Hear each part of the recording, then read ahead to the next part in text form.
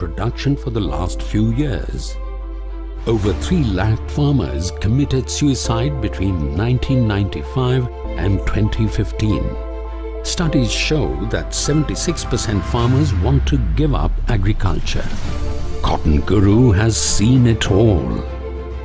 Cotton Guru has been the common thread in the entire fabric of cotton textile industry. Operating since 1903 in cotton farming, trade and advisory, Cotton Guru exhibits its tradition of trust through its 4th generation even today.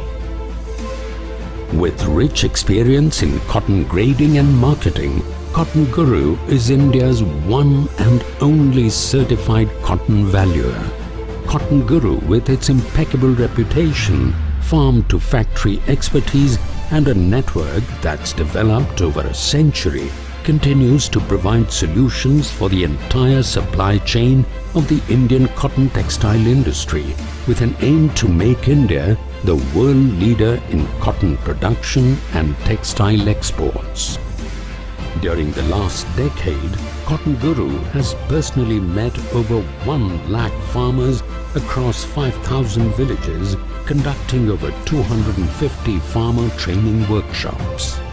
This gave birth to Cotton Guru Pradarshan Khet, or Evidence Farm Model Projects. These ensure profits for developers and improve quality cotton yield by at least 50% using the unique Cotton Guru Amrut pattern farming method. Promoting the mission of Swachh Cotton Abhiyan, Cotton Guru has done numerous projects and workshops for ginners, buyers and government bodies across India for productive partnerships, marketing linkages and forming farmer-producer organizations. Cotton Guru Media Division shares vital information and facilitates brand promotion via Cotton Guru newsletters and Cotton Guru Club membership. CSR activities by Cotton Guru for corporates and industries aim at enhancing the lives of poorest of farmers. For investors, Cotton Guru identifies profitable and sustainable business opportunities and facilitates investment in the textile industry with factual, unbiased expert advice. This leads to increase in farmers' income, strengthens supply chain and generates valuable foreign exchange, creating employment and entrepreneurship. Cotton Guru team also works on improving quality and yield to optimize natural cotton advantage for India and promote private investment and FDI in agriculture and textile.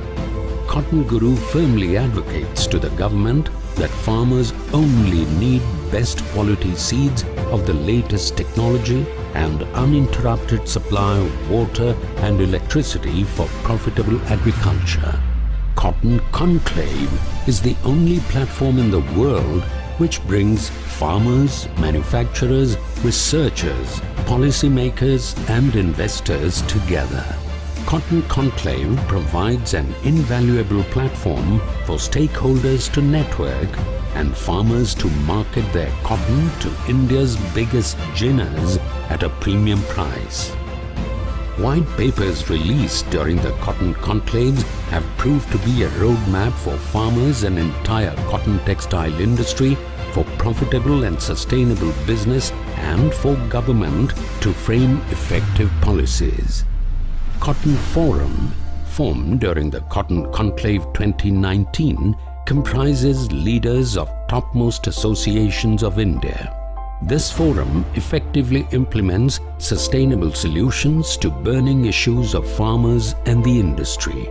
Membership strength of the forum is increasing rapidly. Cotton Guru truly lives its mission of discovering the economics of cotton for global prosperity. We must promote cotton as the most natural, sustainable and eco-friendly yet renewable resource and fully encash its utility value. As we sow, so shall we reap.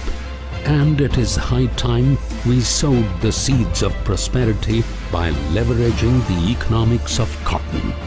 Let's join hands on a mission to make cotton the white gold again and make cotton farming to fabric business a traceable, profitable and a sustainable model. Let's secure our future in the ever-growing cotton textile industry worldwide by branding and promoting Made in India cotton and value-added textiles. Be the power. Capture the opportunity. Secure your future with Cotton Guru. बीज में हो जान तो कपास पहलवान, कपास पहलवान तो खरीदार मेहरबान, खरीदार मेहरबान तो किसान उद्योग और देश धनवान. Cotton Guru remains your cotton friend from India since 1903.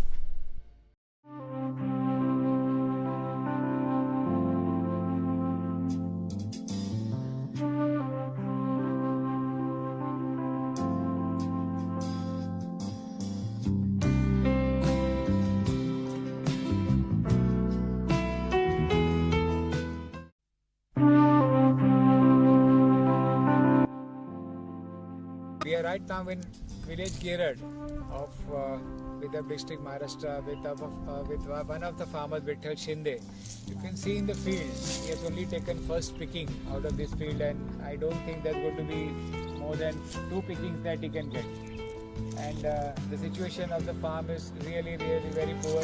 There is no water in the soil. The soil is very dry. Lot of cracks in the soil. As you can see, no water, no dew. So this field is not going to be more than 2 pickings of cotton for one of our farms. Now this is a farm in which the plants have not been tied as in Cotton Guru Amrut pattern, and see the difference in picking. She has to bend all the time, and it hurts also because there are lot of thorny area. The plant is totally bent down and the balls are nearly touching the ground. You can see the size of the balls also. काय फरक आहे ताई तुम्हाला आता इकडे आणि तिकडे? तिकडे बरोबर दिसता नाही कारण पडून असल्यामुळे. हां. तिथं आहे ना उभी आहे म्हणून पटपट बोंड येते. खरी गोष्ट. 5 किलो कापूस वेचायला इथं अर्धा तास लागतो. 5 किलो वेचायला. इथं 15 मिनिटं सुंदर. बरोबर. To pick 5 kg, it takes at least 2 hours in this farm, whereas in a regular trained farm of Cotton Guru Amrut pattern, it takes only 15 minutes. 3 hours versus 15 minutes of picking. How much saving will the farmer make when he saves on the picking cost, which amounts to about 20% of his total agriculture cost income. कर्नाशक bottle वगैरे टाकून tonic आहे. टॉनिकची काहीच गरज नाही. आपल्या पद्धतीमध्ये टॉनिकची काहीच आवश्यकता नाही. This is all the fertilizer and pesticide that this farmer has used in this farm. In spite of using all of them, spending thousands of rupees, he is facing 75% loss due to ball rot and pink bollworm. This is what he wants to say, and our only advice to him is you follow Cotton Guru Amrut pattern system of farming. तुम्ही Cotton Guru Amrut pattern पद्धतीने शेती केली आणि त्याप्रमाणे नियोजन केलं तर याची काही तुम्हाला गरज पडणार नाही. तुमच्या शेतामध्ये पण बोंडअळी आहे का? आहे, अशीच आहे. किती प्रमाणात आहे? बोंडअळी आहे 70 ते 75% बोंडअळी आहे. 70 ते 75%. आणि असा कापूस 20-25% किंवा बघितलं की कापूस असा असला पाहिजे, पण आहे असा.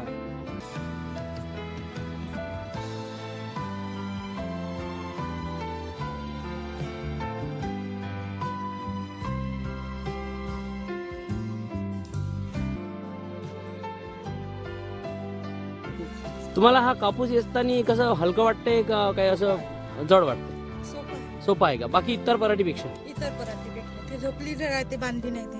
अच्छा, हे चांगलं वाटतं असं वेचायला नाही का? हां हां. आणि कापूस पण लवकर येते. What she means is it is very easy to pick this balls because this balls the plant is very erect, and she दाखवा एक करून. See how easy it is to pick from here. She doesn't have to bend, she doesn't have to strain, and no injury to the body, and she can do it very fast, and she's very happy picking in this farm compared to the farm. काय म्हणता आता शेताची काय परिस्थिती आहे? आता सध्या तर ठीक आहे, पहिल्यापेक्षा खूप चांगल्या प्रकारे गेला. आपण जे कॉटन गुरूच्या याच्यात जुडलो बरोबर, त्याच्यानुसार यावर्षी जी शेती केली, जी पारंपरिक पद्धतीने करत होतो त्यापेक्षा यावेळेस मला दुपटीने फरक जाणून आलेला आहे. आणि यावर्षी थोडं प्रॅक्टिकल म्हणून केलं, पण पुढच्या वर्षी मी पूर्ण जेवढं माझ्याविषयी क्षेत्र आहे 3 एकराचं कॉटनसाठी ते पूर्ण अमृत पॅटर्न कॉटन गुरु मार्गदर्शनाखाली करायचा माझा पूर्ण निश्चय केलेला आहे. हे पण तुम्ही केलं त्याचा फायदा दिसतोय. हां, त्या फायदा दिसल्यामुळे मला आता हे झालं की जे आपण नेहमीप्रमाणे पारंपरिक पद्धतीने करत होतो शेती, ते न करता आता टेक्नॉलॉजी मध्ये जो फरक करायचा आणि त्या पद्धतीने शेती करायची बा, जे कॉटन गुरु अमृत पॅटर्ननुसार जे करायला सांगितलं बरोबर, त्यांनी जे मार्गदर्शन गाईडलाईन केलेली आहे त्याच्यानुसार केलं. ते आधी करत होतो आपण, ते हे शेंड्याला सुद्धा असे बोंड वगैरे काहीच नव्हते. आता ह्या जे खालून पासून तर वरपर्यंत पूर्ण झाडाला शेंड्याला प्रबोंध आलेली आहे, शेवटपर्यंत आलेली. शेवटपर्यंत किती बोंड आहेत साधारण तरी 100च्या वर आहे. काही वेचणी झालेली आहे, काही लागलेली आहे.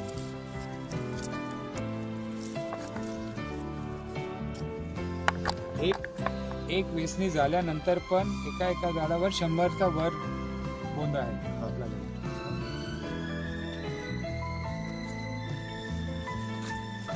कापसाची गुणवत्ता पण खूप चांगली आहे. 30 ते 31 मिलीमीटरचा कापूस आहे तुमचा. तुम्हाला बाजारभाव पण चांगला मिळू शकतो याचा. त्याप्रमाणे तुम्ही नेगोशिएट केला पाहिजे. एक चांगला जिनरला भेटला पाहिजे आणि त्याला सांगायला पाहिजे उत्तम कापूस आहे माझा, काय भाव देणार.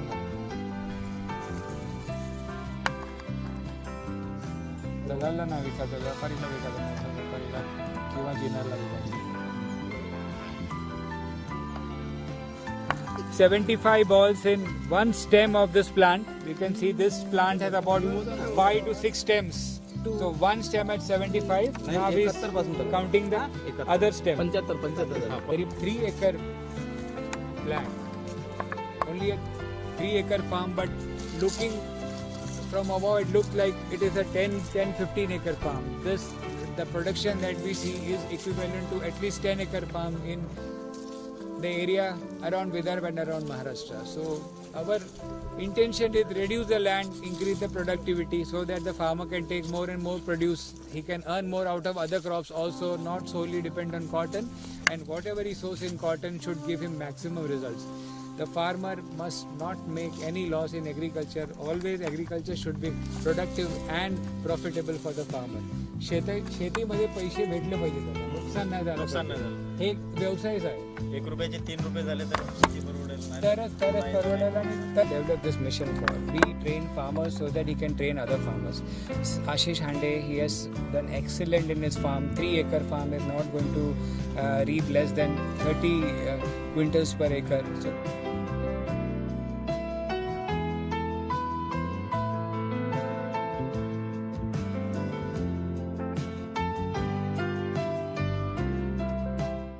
अर्थातच भारतीय वस्त्रोद्योग जगभरातील बाजारामध्ये जवळजवळ दुसऱ्या क्रमांकाचा हा व्यवसाय. कृषी व्यवसायानंतर कापड निर्मितीच्या क्षेत्रामध्ये भारतानं सर्वोत्तम स्थान निर्माण केलेलं आहे. रोजगार क्षेत्रातील एक सर्वोत्तम क्षेत्र म्हणून या व्यवसायाकडे पाहिलं जातं. आज आपण पाहणार आहोत याच व्यवसायातील ज्वलंत प्रश्नांवरील उहापोह. Cotton conclave 2018. Indian merchants chamber Churchgate येथील cotton conclave 2018. Chamber of commerce and industry with cotton Guru असं या परिषदेचं स्वरूप होतं. शेतकऱ्यांपासून उद्योजक, पॉलिसी मेकर्स ते टेक्स्टाईल कमिशनर पर्यंत अनेक जण एका टेबलावर चर्चेसाठी हजर होते. कॉटन उद्योगातील लहानात लहान समस्येपासून ते निर्याती संदर्भातील सर्व समस्यांवर गुणात्मक चर्चा झाली. कॉटन कॉन्क्लेव्ह 2018 मध्ये CAIचे अध्यक्ष अतुलभाई गणात्रा, TAIचे माजी अध्यक्ष अरविंद सिन्हा, CCIचे CMD श्रीमती अली राणी, महाराष्ट्रातील उत्पादनात उच्चांक गाठणारे शेतकरी अमृत देशमुख, CAIचे उपाध्यक्ष भूपेंद्र सिंग राजपाल, IMC ERTFचे संचालक G चंद्रशेखर, शेतकरी Ghanshyam Barot, IJ Dhuria, textile commissioner Shrimati Kavita Gupta, Prashabhai Patel, Indian cotton इंडस्ट्रीचे भीष्म पितामह सुरेशभाई कोटक, CTITचे अध्यक्ष संजय जैन इत्यादी मान्यवर तज्ज्ञ यांचा प्रत्यक्ष सहभाग होता. मैं ये कहना चाहूँगी इसमें I want to give only 3 or 4 points because time is short. One is I would like to say कि ये जितना भी हमारा एक इकोसिस्टम है in which शेतकरी आते हैं, मिल्स आती हैं, जिनिंग फैक्ट्रीज आती हैं, ये सारी जितना भी इकोसिस्टम हमारा कॉटन में है, ये आइदर एवरीबडी विल विन और एवरीबडी विल लूज. तो इसको एक प्रकार से साथ में लेकर उन्नति करनी है. आंतरराष्ट्रीय स्तरावर या उद्योगातील गुणवत्तेला किती महत्त्व आहे यावरही प्रकाश टाकण्यात आला. मान्यवरांच्या हस्ते कॉटन गुरु कॉटन ॲन्युअल 2017 आणि 18 या अंकाचं प्रकाशन करण्यात आलं.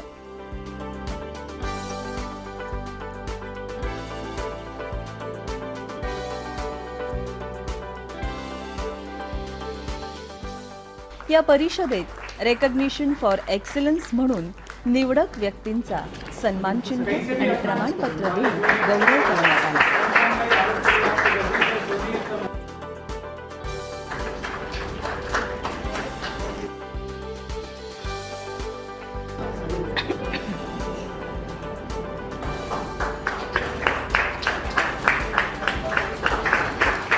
ही परिषद सर्वार्थाने यशस्वी झाली असं म्हणायला हरकत नाही.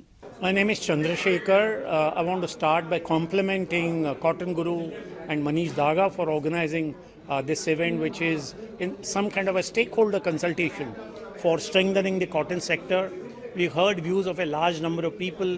There are wonderful, very practical recommendations and suggestions. हमने आज इंडस्ट्री एक्सपर्ट्स, फार्मर्स से लेकर ब्रांड्स तक और पॉलिसी मेकर्स जो गवर्नमेंट ऑफिशियल्स हैं, cotton corporation of India, MLC और टेक्सटाइल कमिश्नर, इनको साथ में एक ही राउंड टेबल पे, एक फार्मर, एक जिनर के साथ में, स्पिनर के साथ में, टेक्सटाइल कमिश्नर के साथ में बैठा है एक टेबल पे.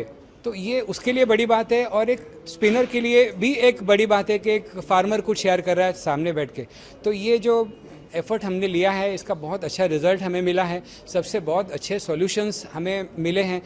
Raw cotton is a very important commodity and one of the biggest value-wise in the country. The needs of the industry with expansion and modernization, the cotton consumption will keep going up. Therefore, it is necessary to take lessons from today's conference and make sure that everybody works for the same purpose to improve the quality of cotton, quantity of cotton, yield, and that will help overall to double the farmer's income. ये जो आज का conclave किया cotton के ऊपर, ये बहुत ही important था क्योंकि देश की जो टेक्सटाइल और कॉटन का जो फाइबर का इकोनॉमी है वो बहुत ही इम्पोर्टेंट है. एग्रीकल्चर पॉइंट ऑफ व्यू से, इंडस्ट्री पॉइंट ऑफ व्यू से, एम्प्लॉयमेंट पॉइंट ऑफ व्यू से. तो इसलिए जो आज की जो चर्चा हुई बहुत अच्छी हुई और अपना ये देखने का है कि फार्मर का कल्याण कैसे हो, उसका जो यील्ड है, उसकी जो प्रोडक्शन है वो कैसे बढ़े, उसकी आमदन कैसे बढ़े और इंडस्ट्री को गुड क्वालिटी कॉटन कैसे मिले. हा एक मोठा प्रयोग आहे नदीजोड प्रकल्पाचा. तो जर सक्सेस झाला भारतामध्ये तर कुठंही पाण्याचा प्रश्न हा राहणार नाही आणि प्रत्येक शेतकरी हा त्यामुळे सुफलाम होणार आहे. अभ्यासातून मिळालेली दिशा ही आजच्या तरुण. आने वाली 7 अक्टूबर को विश्व कपास दिवस के रूप में मनाए जाने का निर्णय कॉटन गुरु की ओर से श्रीमान मनीष डागा जी ने जो आह्वान किया है उसकी मैं सराहना करता हूं, उसको धन्यवाद देता हूं. कपास की खेती और कापड़ उद्योग पुरातन चिरंतन भारत में उसकी बहुत बड़ी नामना विश्व भर में भारत के उद्योग की रही है। कपास उगाने में भारत विश्व में अग्रिम देशों में से एक है। गुजरात भी आज कॉटन ग्रोअर स्टेटों में सबसे आगे वाले राज्यों में उनकी भी गणना हो रही है। कपास को लेकर हमारे संत तुलसीदास जी ने रामचरितमानस में इनका जिक्र किया है। साधु चरित शुभ सरिस कपासु विशद निरस गुण मय फल जासु। जैसे कपास का फूल, उसमें रस नहीं होता है, रंग नहीं होता है, रूप नहीं होता है, ऐसे साधु का चरित्र भी इस कपास के फूल के समान होता है।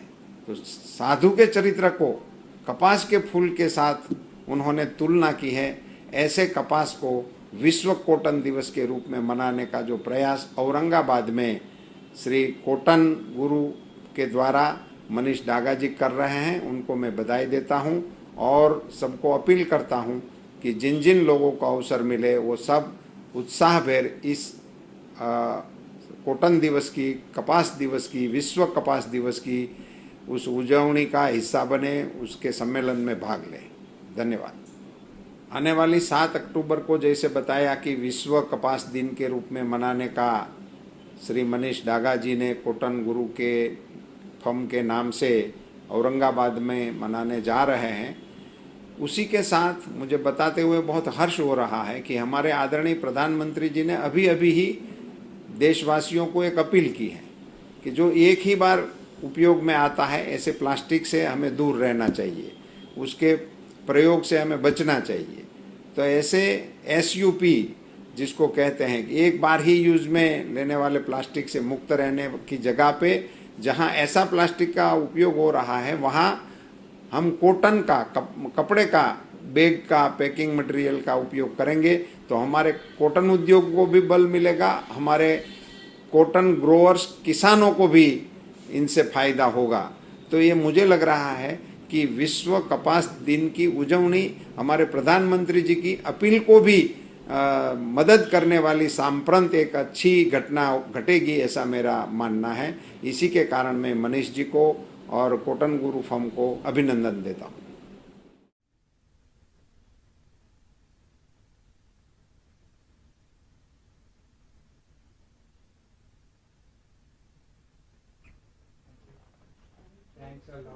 I would like to congratulate and thank Mrs.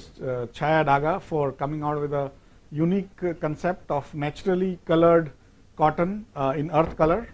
I have been very impressed by the innovation. I have never seen naturally colored cotton in earth color. You can see Mr. Daga and Mrs. Daga both wearing those clothes, and I think there is no similar innovation which can change the life of a farmer or life of an industry. This is just the beginning. I'm sure we will get many more colors coming forward which are naturally dyed. You don't have to dye them in factories and not pollute the earth. So I think this is a brilliant solution to a nagging problem of dyeing. The dye is a very polluting substance, and for me, I'm very impressed as an engineer. Wish all the best to Mrs. Chaya Daga and hope she continues on her journey. Thank you.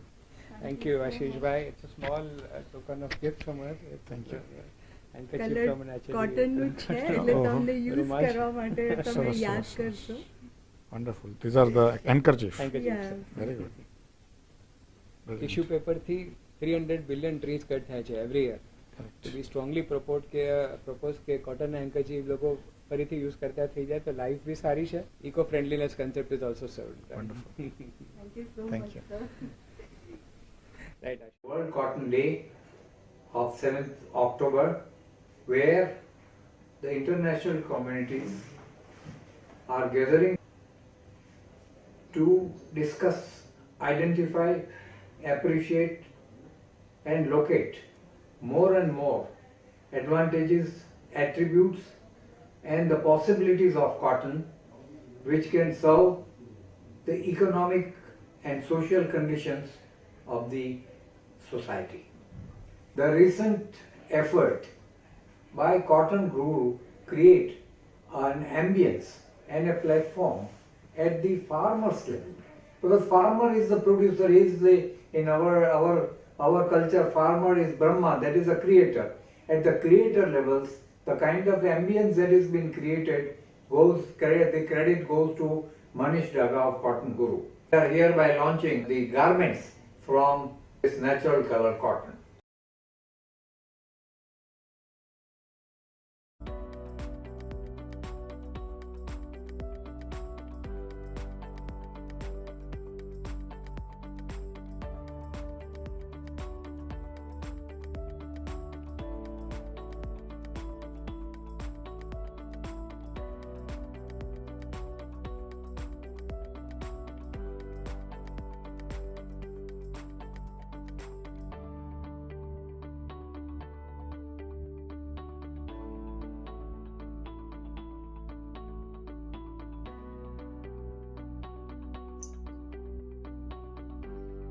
Can you hear me, Shivani? Yes. Okay. So if in case I take more than 5 seconds to get the PPT started, please you do the needful. Okay. Hello, Yes. Dr. Mohammed, how are you? Please unmute yourself. All good? Yes, Binay ji. Yes, sir. Namaskar. Namaskar. How are you, sir? Absolutely fine. How about you? It is good. Good. Hi, Dr. Negim, please unmute yourself so that we can hear you. Suresh bhai, kem cho? नमस्कार Namaskar, pranam. लालपुरिया जी नमस्ते Namaste, साहब. Namaste. Namaste, Manish ji. Namaste, Lalpuria ji, Kaila ji. Mohammad Nikam how are you I'm fine, sir. Hi. Mohammed. Yes, sir. How Yeah, fine, fine.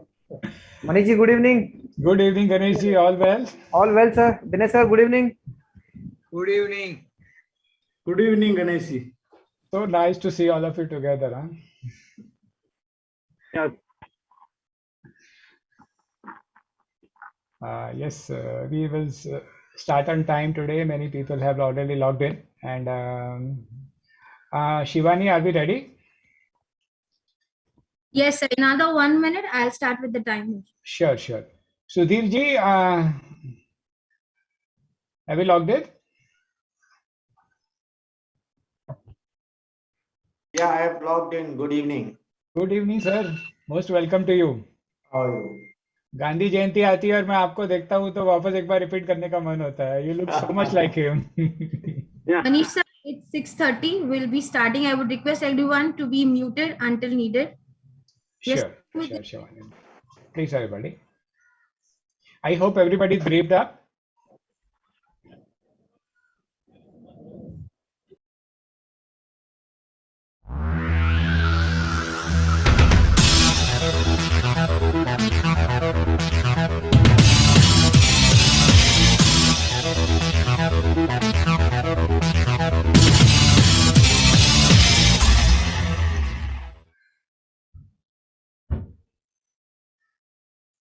नमस्कार, welcome, Vanakkam, all of you.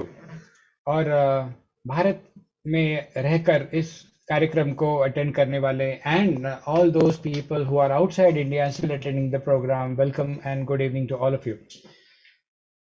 आइए आपस में कुछ बात करें.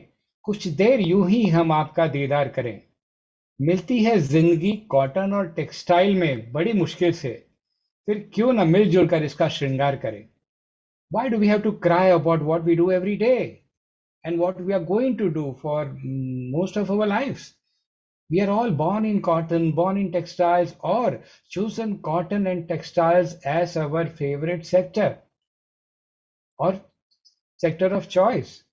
So now what we can do is, यहाँ से बेहतर क्या हो सकता है? Can we live and let live? जियो और जीने दो. इन शब्दों को सही अर्थ में हम सार्थक कर सकते हैं. Can we really prove that live and let live is what we are here for? That is what the human race is here for. Then why not the textile and the cotton supply chain? Why do we have to compete for unnecessary issues with each other? This is the agenda that we come with in this Cotton Conclave 2021. I would like to brief you regarding what has happened in the past Cotton Conclaves. Just share the screen.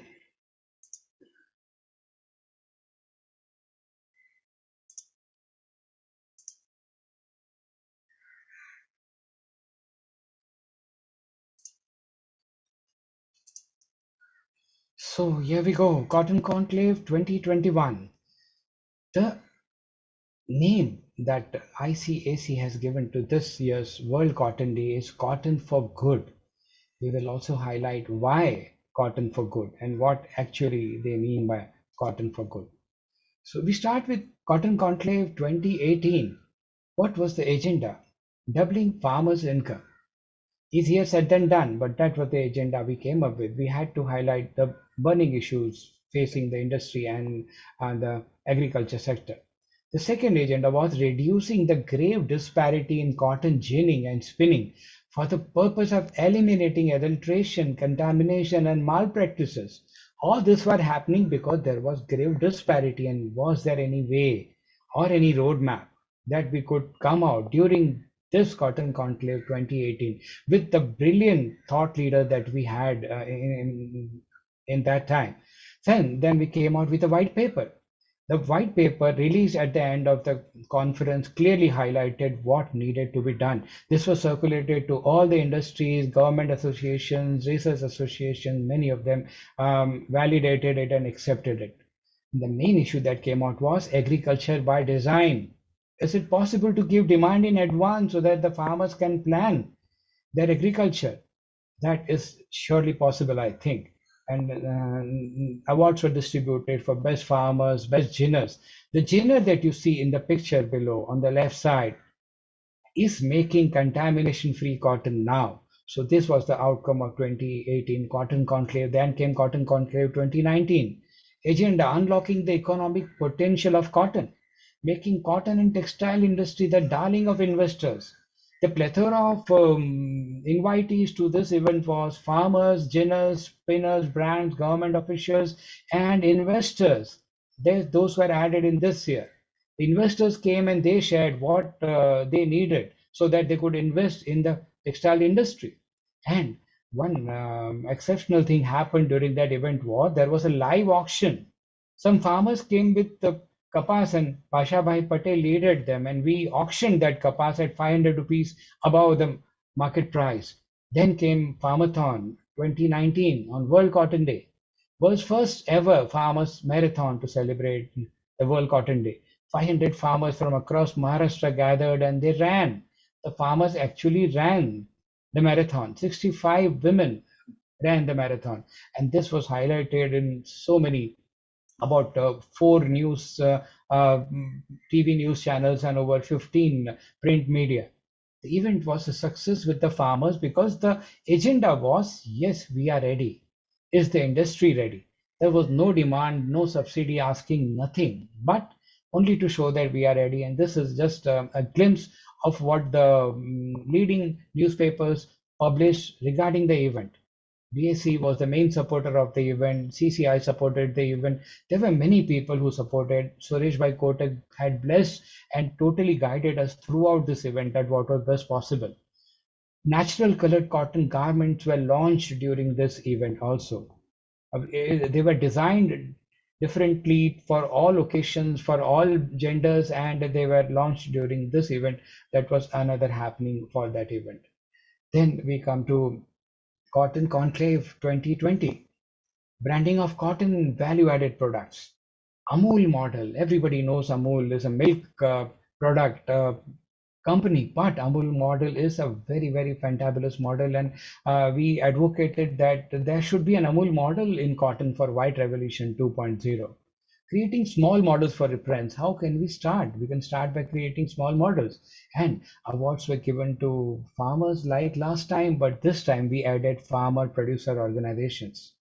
Yes, we did want farmer producer organizations to be part of the journey of the cotton supply chain, and hence these awards were announced for them.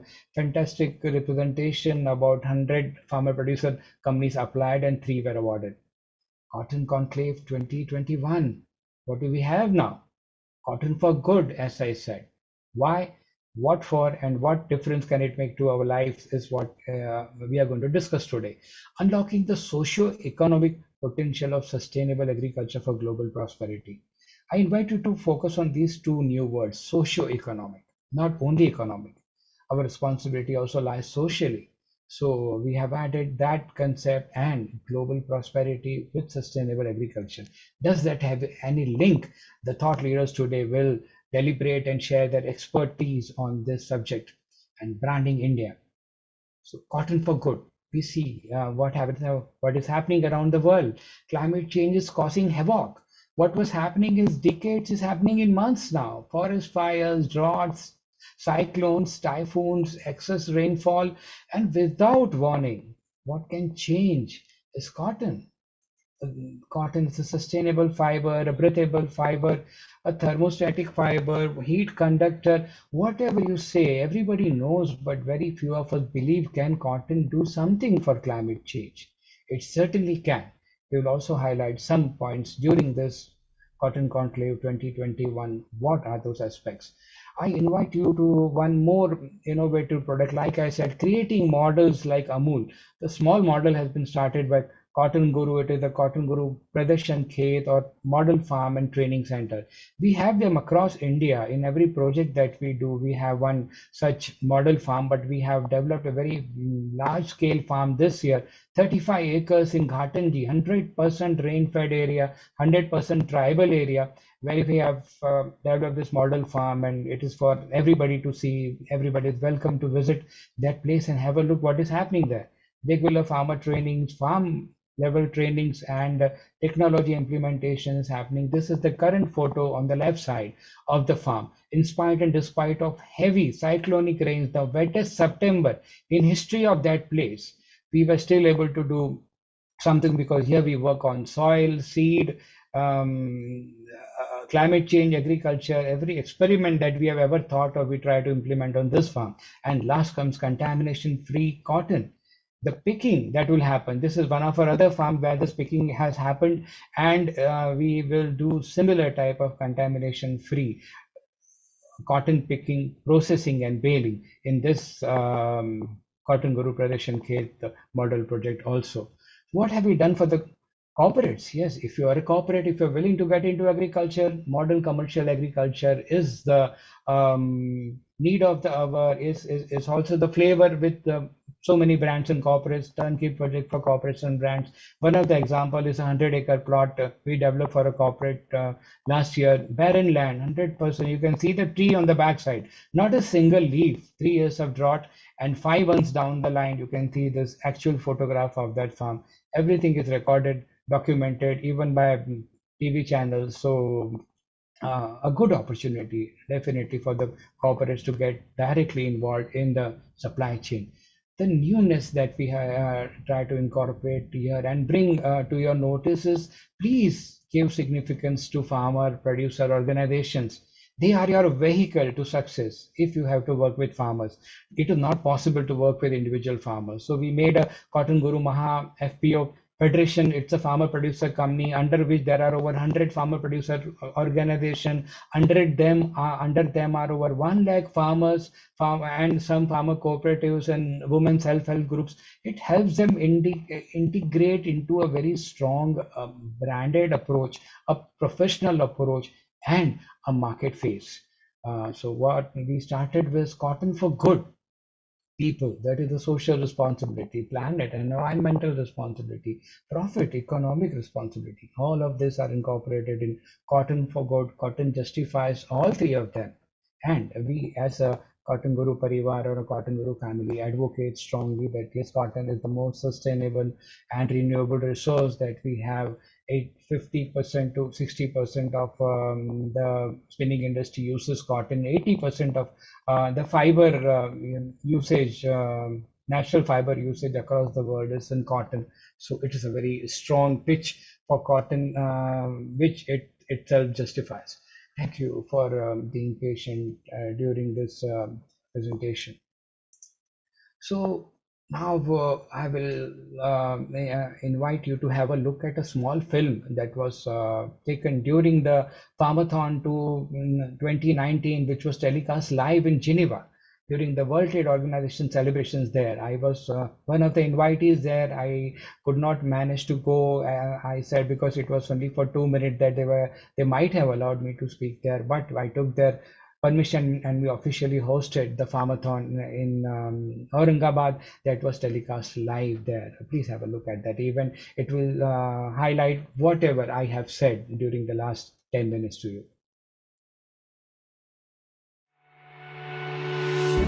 On the eve of World Cotton Day today, here's a surprise for the global cotton industry.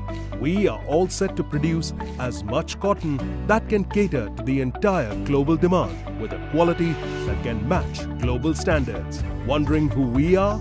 We are India's cotton farmers. World Cotton Day is incomplete without the participation of cotton farmers. Similarly, a country's economy is fragile without growth in agriculture. How Indian cotton is different than others. India grows all 4 species of cotton, which are suitable to spin yarns from 2 to 160 counts. Majority of the cotton is hand-picked and roller gin, which is most preferred by spinners across the world. India is the largest producer of conventional cotton and organic cotton. India is the most geographically suitable cotton supplier, with above 65% of world consumption happening in and around India. India has over 38% of global land in cotton cultivation, so there is immense potential to contribute as a reliable supplier of quality cotton to support the global consumers. Nearly 60 million people are employed in cotton cultivation, marketing, processing and exports. Cotton Guru, with its 116-year-old history as a 4th generation, has been associated with cotton from farming to exports, having a direct network of over 50,000 farmers across India. We are into Pradarshan Khet or evidence farming projects, which are an integrated effort involving India's best farmers, corporates, seed companies, agri-input companies, farm tech companies to convert barren fields to fertile, profitable farmlands. In this, our team of experts stays with the farmers and guides or trains them from sowing to marketing, helping them increase yield and enhance their income. With a rich experience in cotton grading and marketing, Cotton Guru is India's one and only certified cotton valuer. On behalf of over 12 million cotton farmers in India, Cotton Guru assures the global consumers and traders that we are sincerely working on enhancing the quality quotient as well as quantity quotient.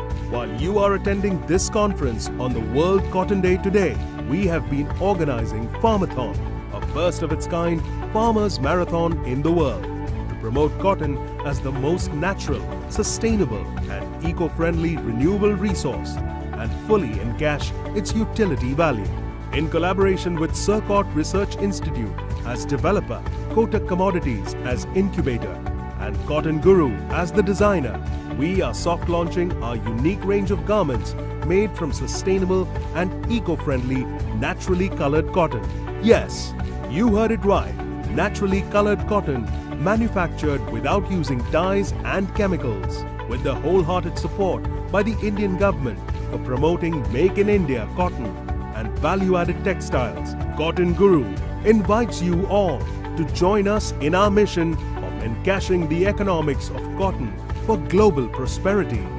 Let us use more and more cotton and replace plastic and paper bags with cotton bags and tissue paper with cotton handkerchiefs so as to support the cotton farmers and protect the environment and our future generation. Let us make cotton the white gold again and make cotton farming to fabric business a traceable, profitable and a sustainable model.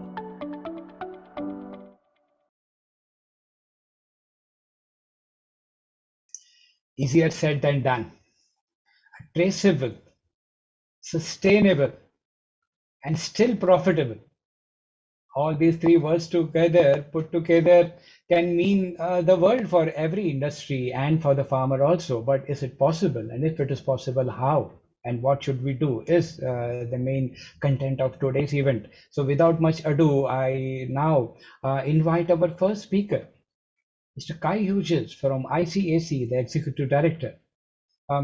Most welcome, Mr. Kai. Thank you, Manish, and good evening, India. Good evening on behalf of the Indians. How are you doing, Kai? I'm very well. I'm delighted to see so many friends on the call.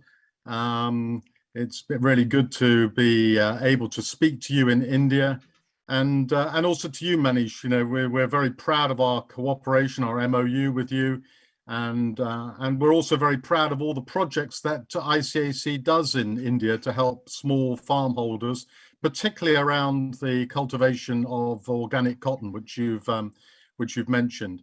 And I don't know if you know, but we've just got a TV crew that landed this morning in India to film our virtual reality training.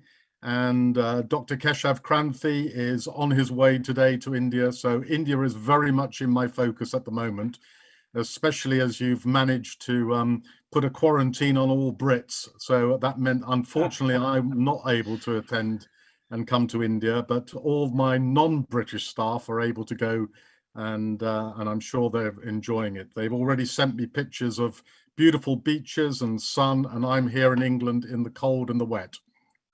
So sorry to have missed you, and we have welcomed your team here. I've spoken to Dr. Kranthi, and he will be staying for over a month, and sure, we will be meeting him very shortly, and best wishes to you and your team. Right, so Mr. Kai, the topic for today, the importance of World Cotton Day. You have been advocating that since a long time. The UN has agreed since 2019 and again reconfirmed it. What is the importance of World Cotton Day? Okay, well, let me share then a presentation, and we can explain all of that to everyone. Sure.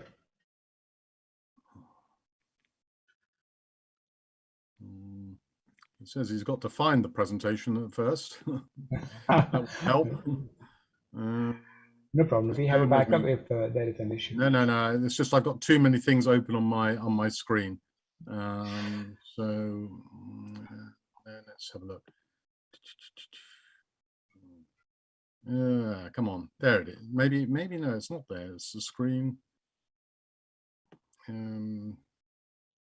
Okay, here I found it. Yes, there it is. Okay, so let me get going. Most welcome. So, okay, so as I said, Manish, thank you very much indeed for allowing me to say a few words about World Cotton Day, and I suppose really to officially launch World Cotton Day here in England, which is towards the beginning of the day, and I'm pretty sure you've been celebrating it for most of the day. So I suppose the first question that everyone wants to know is, what is World Cotton Day? What's it all about? Well, this is most probably the most important day in the cotton calendar. Why? Because now we have a day to celebrate, the 7th of October, one day each year to concentrate our efforts and to celebrate the importance of cotton and all that is good about cotton. A day to celebrate and recognize the cotton community throughout the world, whether you're a small farm holder in Chad or India, or a cotton textile worker in Bangladesh, or a retailer or brand that recognizes the unique qualities of the world's most popular natural fiber. It's also a day for opportunity, an opportunity for stakeholders from across the global cotton community to come together to educate our target audiences on the many advantages of cotton, from its qualities as a sustainable natural fiber, to the many uses as a byproduct, to the many benefits it provides to people across the globe from its production, transformation, trade, and consumption. World Cotton Day was created to show the positive impact cotton has now and will continue to have in the future, and to increase demand for cotton amongst end users. Well, cotton touches our lives more than we might think, so it's critical that we know exactly who we're targeting with the World Cotton Day initiative and what we hope to achieve by engaging them. To be successful, we need October the 7th to be a day that will reach and influence all stakeholders in the supply chain, from growers all the way through to retailers, as well as a number of important groups outside the supply chain, such as government officials, activists, and journalists. Whilst it's important for the global cotton community to celebrate together, it's also important to remember that we are the converts. We're the ones that already love cotton, and that our efforts are designed to reach and educate everyone outside of the cotton supply chain. But even though we may think we know all about cotton, I have been amazed how much I have learned about this wonderful plant every single year that I've been in this job. For example, last year, I discovered that the cotton plant helps mitigate climate change, and you touched on that in your opening remarks. It sequests more carbon dioxide out of the air than it actually puts in it. And whilst we may all know that the cotton seed is used to make cattle feed and cotton oil for cooking and making soap and soap powder, did you also know that cotton is used in the making of banknotes, or is in fireworks, or that cellulose from cotton is used in many everyday products, from lipstick to even condoms? It's an amazing, sustainable, natural fiber, and one which can be reused and returned to the earth, unlike synthetic fibers. So whatever product you make, there's a circular path ahead when you make it with cotton. So how did it all start? Well, in 2018, the ICAC put forward a proposal to the WTO to hold a World Cotton Day. The proposal was embraced by the WTO and the key UN agencies that are shown on this screen. And the first ever World Cotton Day was held at the World Trade Organization headquarters in Geneva in 2019. And what a day it was to remember. More than 800 people turned up and made that journey to Switzerland, including a dozen minister-level government officials. There was a huge fashion show, and there were floors and floors of displays and exhibits, with many countries reserving spaces to show off their cotton and textile industry. And here you have the one from India, and in fact they also presented a scale model of Gandhi's loom to the WTO, and that's on show in the WTO headquarters. And the entire event was also tied into the United Nations Sustainable Development Goals. And some of the biggest and most influential businesses in the industry also threw their support behind it. Well, that was the launch in 2019. So what did we do last year? Well, it was always the intention for countries, organizations, schools, universities, and people to develop their own celebrations and to share them with the global community. Then COVID hit. But we certainly were not going to let COVID get in the way. And on October the 7th, 2020, thousands of people met in person where they could. And when they couldn't, they met online or recorded events in advance or produced written documents and even research papers. So to capture all of these events, we introduced the official World Cotton Day website at www.worldcottonday.com, where you can see what other countries did last year to get ideas for the future. And we'll be doing the same for this year's events and the next year and the year after that. So hopefully, Manish, with your recording this event, please upload it to worldcottonday.com so it's there for prosperity. Sure. Back to today, the really big news, as you've alluded to, is that the United Nations has officially decided to recognize World Cotton Day on its permanent calendar. The C4 countries of Chad, Mali, Benin, and Burkina Faso, plus Cote d'Ivoire, submitted the draft resolution earlier this year, and with some support from the ICAC and its partners, we got it done.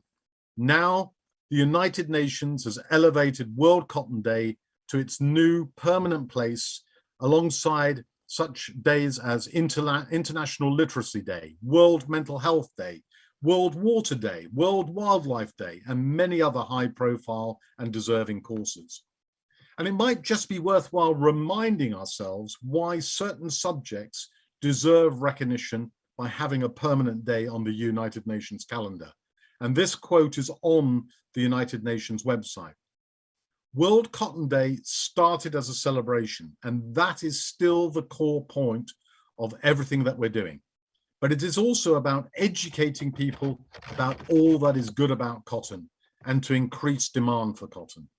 But it is also about putting a spotlight on cotton to mobilize political will and resources to address global problems. For cotton, that means, for instance, using cotton to alleviate poverty, to mitigate climate change. But don't take it from me. Here are what other world leaders have said about cotton when we launched World Cotton Day in 2019.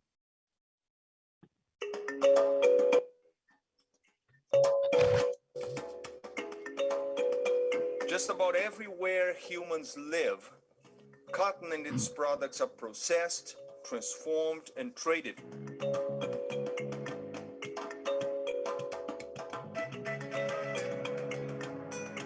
Today is only the start of a journey to promote all that is good about cotton. En répondant ainsi avec enthousiasme à l'initiative du groupe C4, Bénin, Burkina Faso, Mali et Tchad, l'OMC et les institutions partenaires apportent leur précieuse caution à l'ambition légitime du groupe tendant à la consécration par l'Assemblée générale des Nations unies d'une journée mondiale comme symbole de l'importance du coton en tant que produit de base mondial.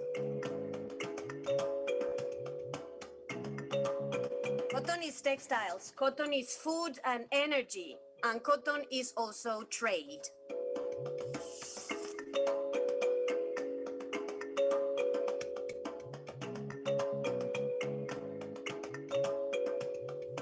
On se rend compte qu'il faut évidemment travailler à pouvoir améliorer les rendements et satisfaire aux normes, qu'il faut permettre d'attirer des investisseurs et, nous l'espérons dans les prochaines conférences de l'OMC, permettre que les distorsions aujourd'hui connues dans le secteur puissent être anéanties de manière à avoir une production qui soit plus équitable vis-à-vis de l'ensemble des pays producteurs et en particulier les PMA. Le coton contribue pour plus de 10% du produit intérieur brut et reste le premier produit agricole d'exportation du Burkina Faso.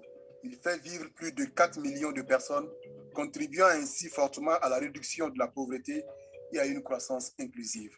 L'impact de la filière coton sur l'autonomisation des femmes, sur l'éducation, la santé, la construction des infrastructures, la création d'emplois, la sécurité alimentaire, la modernisation de l'agriculture, les revenus fiscaux de l'État et la lutte contre la pauvreté demeurent fondamentales. Je voudrais, au nom des pays du C4, inviter l'ensemble des membres de l'OMC, ainsi que les partenaires bilatéraux sous-régionaux et régionaux, à soutenir l'organisation chaque année de la Journée mondiale du coton, qui permet de valoriser tout le potentiel de ce produit.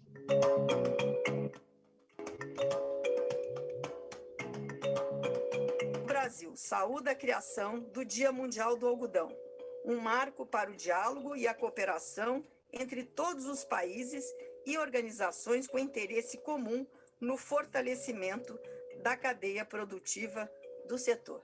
India supports the World Cotton Day as an opportunity to recognize the significance of cotton as a global commodity and, more importantly, as a source of livelihood for millions of small and marginal farmers in developing nations. China always attached great importance to cotton negotiations, and we will continue to play a constructive role and work together with other WTO members with a view to reaching meaningful outcomes on cotton.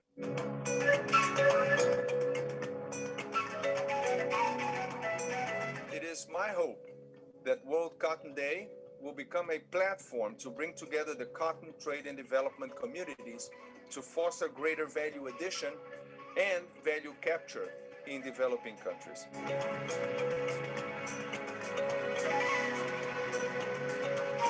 So we're moving in the right direction, so let's keep pushing forward. Vive le coton, merci à tous.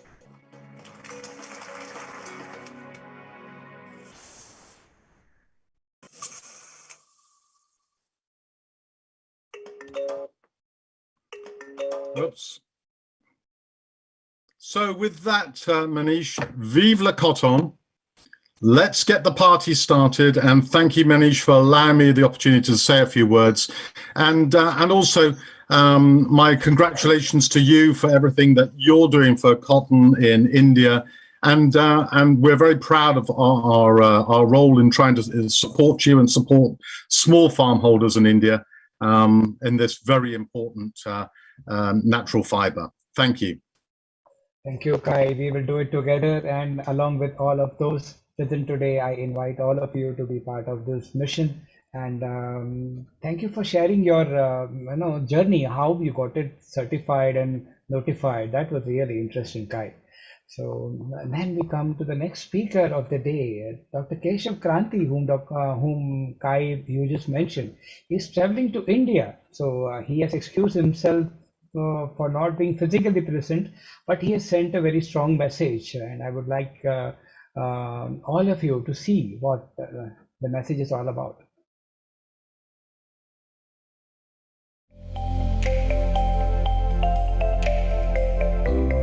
Dear Cotton family, wish you a very happy World Cotton Day 2021. Thank you for including me in your celebrations. I am traveling to India and am unable to participate. Kindly accept my sincere apologies. On this solemn occasion, I do wish to share a dream for the Indian cotton sector, a dream of global leadership. I strongly believe that India has all the right ingredients to become the global leader in cotton. It is only a matter of time before the dream gets its wings. We all have the same dream and aspirations, and together we'll make it happen very soon. Best wishes to Cotton Guru and regards to all. Dr. Keshav Kranti, ICAC, USA. Glad to say that he has already landed in India. He would be staying here for more than 1 month, and I hope he highlights the best of India and he guides us along with Kai and his team or what better can be done in India to improve the agriculture practices to make it more sustainable, traceable, and profitable for the entire supply chain. Thank you, ICAC, again. Now, I take this opportunity to invite the Bhishma Pitavaha of the Indian cotton industry. He's old only by age, but he defies his age to a certain extent.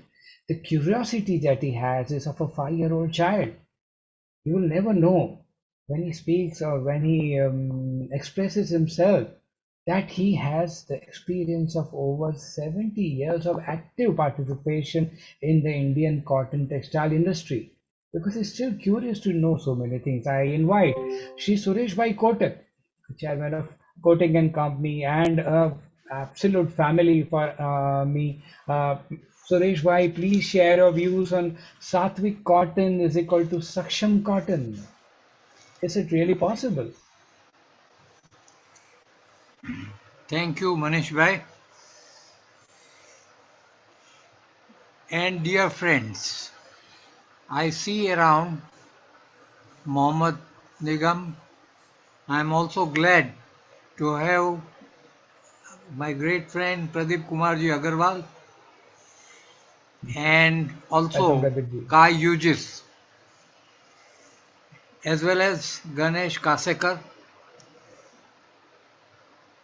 The subject given to me is really very interesting, and not only is it topical, but is very critical. Let us say, what is Sattvic? Sattvic is what is pure, what is natural, what is unpolluted, and what is right given to us and we get from the nature. The jacket which Manish Bhai wears today is from natural colored cotton. Am I right, Manish Bhai? Yes, Suresh bhai.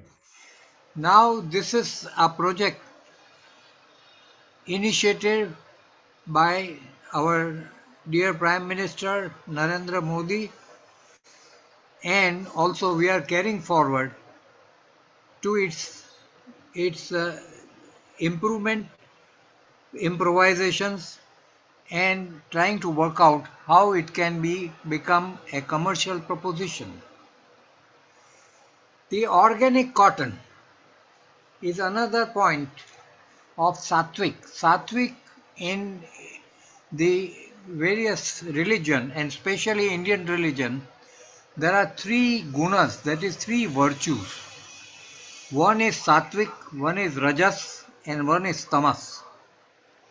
The Sattvic is the topmost, where no pollution, nothing of the kind occurs, that is Sattvic. Rajas has some color and some kind of uh, different aura. Tamas, of course, I would call the contaminated cotton tamas or adulterated cotton common. That is the tamas, which is not sattvic. So the topic given to me is we should promote sattvic cotton. In the definition of sattvic cotton, we must first resolve that in India, the adulteration is a great bane to our cotton. The kind of different kind of mixing makes our cotton lower in value, and ultimate realization that to the total supply chain gets considerably reduced. We do not see the long term in action. They say they say that honesty is the best policy, and honesty is the sattvic policy, and that is where we need to stay in cotton. As a matter of fact, Indian epic Ramayana considers and compares Kapas as good man. So Kapas is sattvic, and Kapas compared to good man is our 5,000 years old ethical standard which is laid down by our great epic Ramayana, and that is what Tulsidas ji has written. So I am trying to explain you what is sattvic. Then the another aspect which I recommend and which I am to say is Saksham cotton. Now what is Saksham cotton? Saksham cotton is cotton with all the characteristics combined. Indian cotton is good cotton, but we have to keep it sattvic and make it Saksham. In Saksham, one of the factor is the strength of cotton. That gives the Sakshamta or strength, so that the second thing is uniformity of cotton to make it a Saksham cotton. And third thing is elongation. The elongation. So we must try to work out from breeding stage and from the various stages of our sowing, breeding, seed selection, etc., so that our cotton remains sattvic as well as saksham. So this is how we have to emphasize ourselves on this cotton. Let me also compliment Mr. Manish Daga, brand Cotton Guru, to do the work of educating. The guru's job is to educate, and he tries himself the best to go to the farmers, educate them, cultivate friendship with them, explain them, because to explain farmers community is a very difficult task. And one thing that he remains associated with all the time of types of farming organizations with the latest developed FP. FP is Farmers FPO. Producers Company. The government of India has given a shape in order to collectivize cotton, various kinds of organizational development. From individual farmer, the cooperatives sprung up, NGOs are there, and and also now FPOs. The government has also created a very fine organization, which is Cotton Corporation of India, which gives an alternate market. An alternate market is what Government of India provides through Cotton Corporation of India.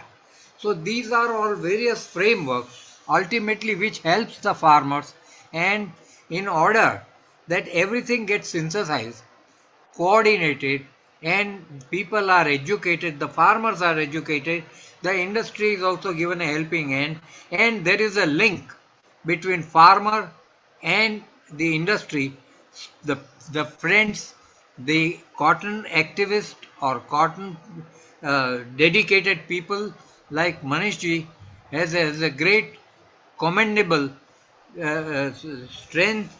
They work dedicatedly, and that is how we have to appreciate such work.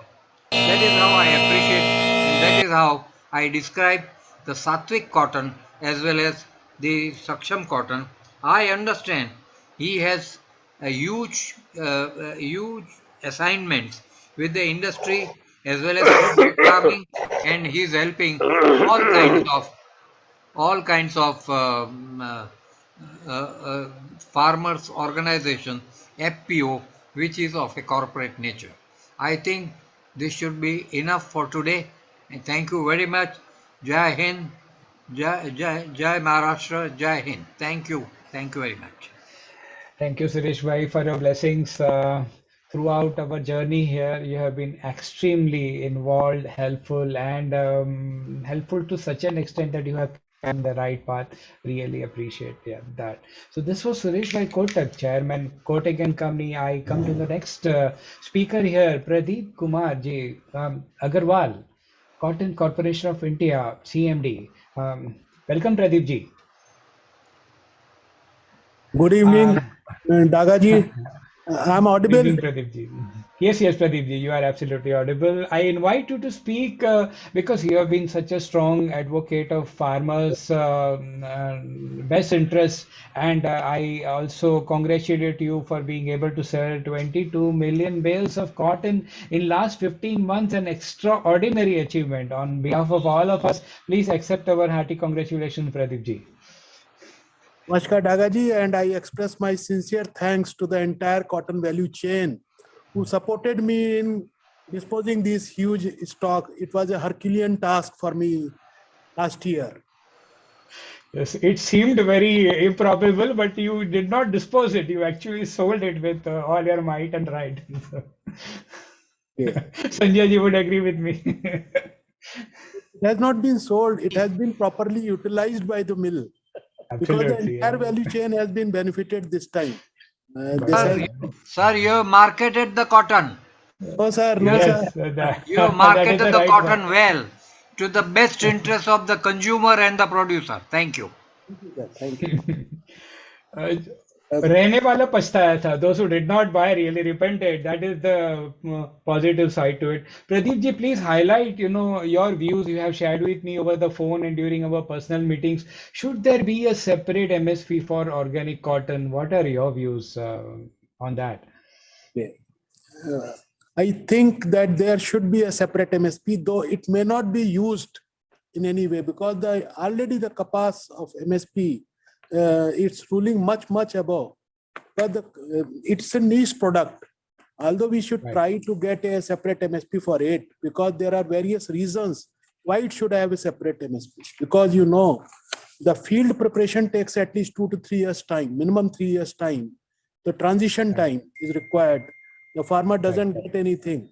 You have to make a crop rotation, everything. He has to leave the land for preparing for organic cotton.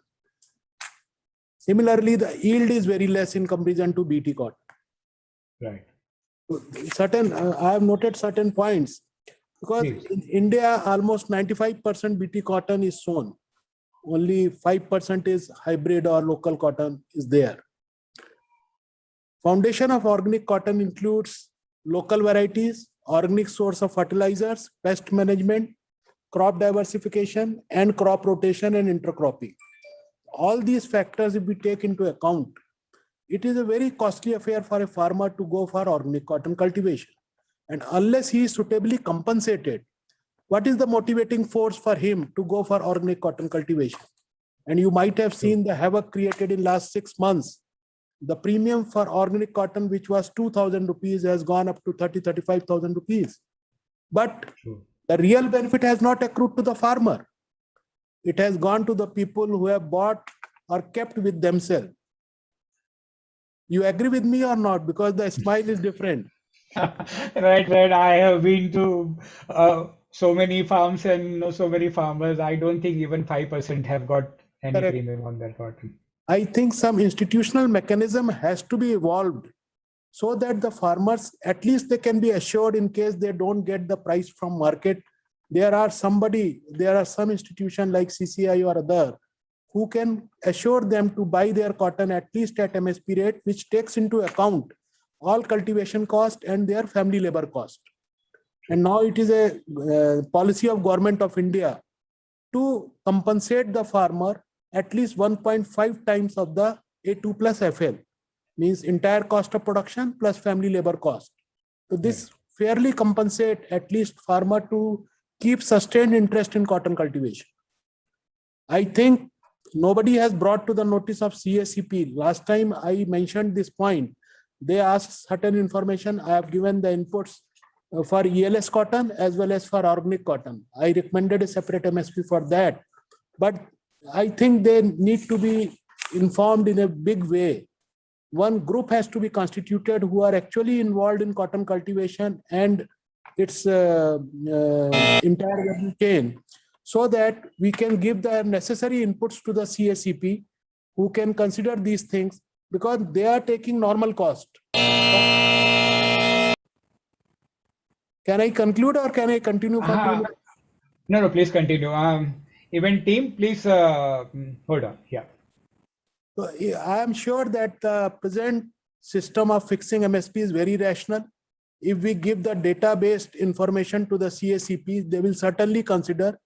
And it may be a theoretical declaration of MSP, but it will build a confidence in the farmers to go for organic cotton cultivation. With these words, I conclude my expression of this MSP for separate MSP for cotton, organic cotton. Thank you so much. I appreciate the idea. I appreciate the idea. We would grant you leave, Pradeep ji, on one assurance that you would lead this delegation that you have just spoken of, and we will definitely support you as a team.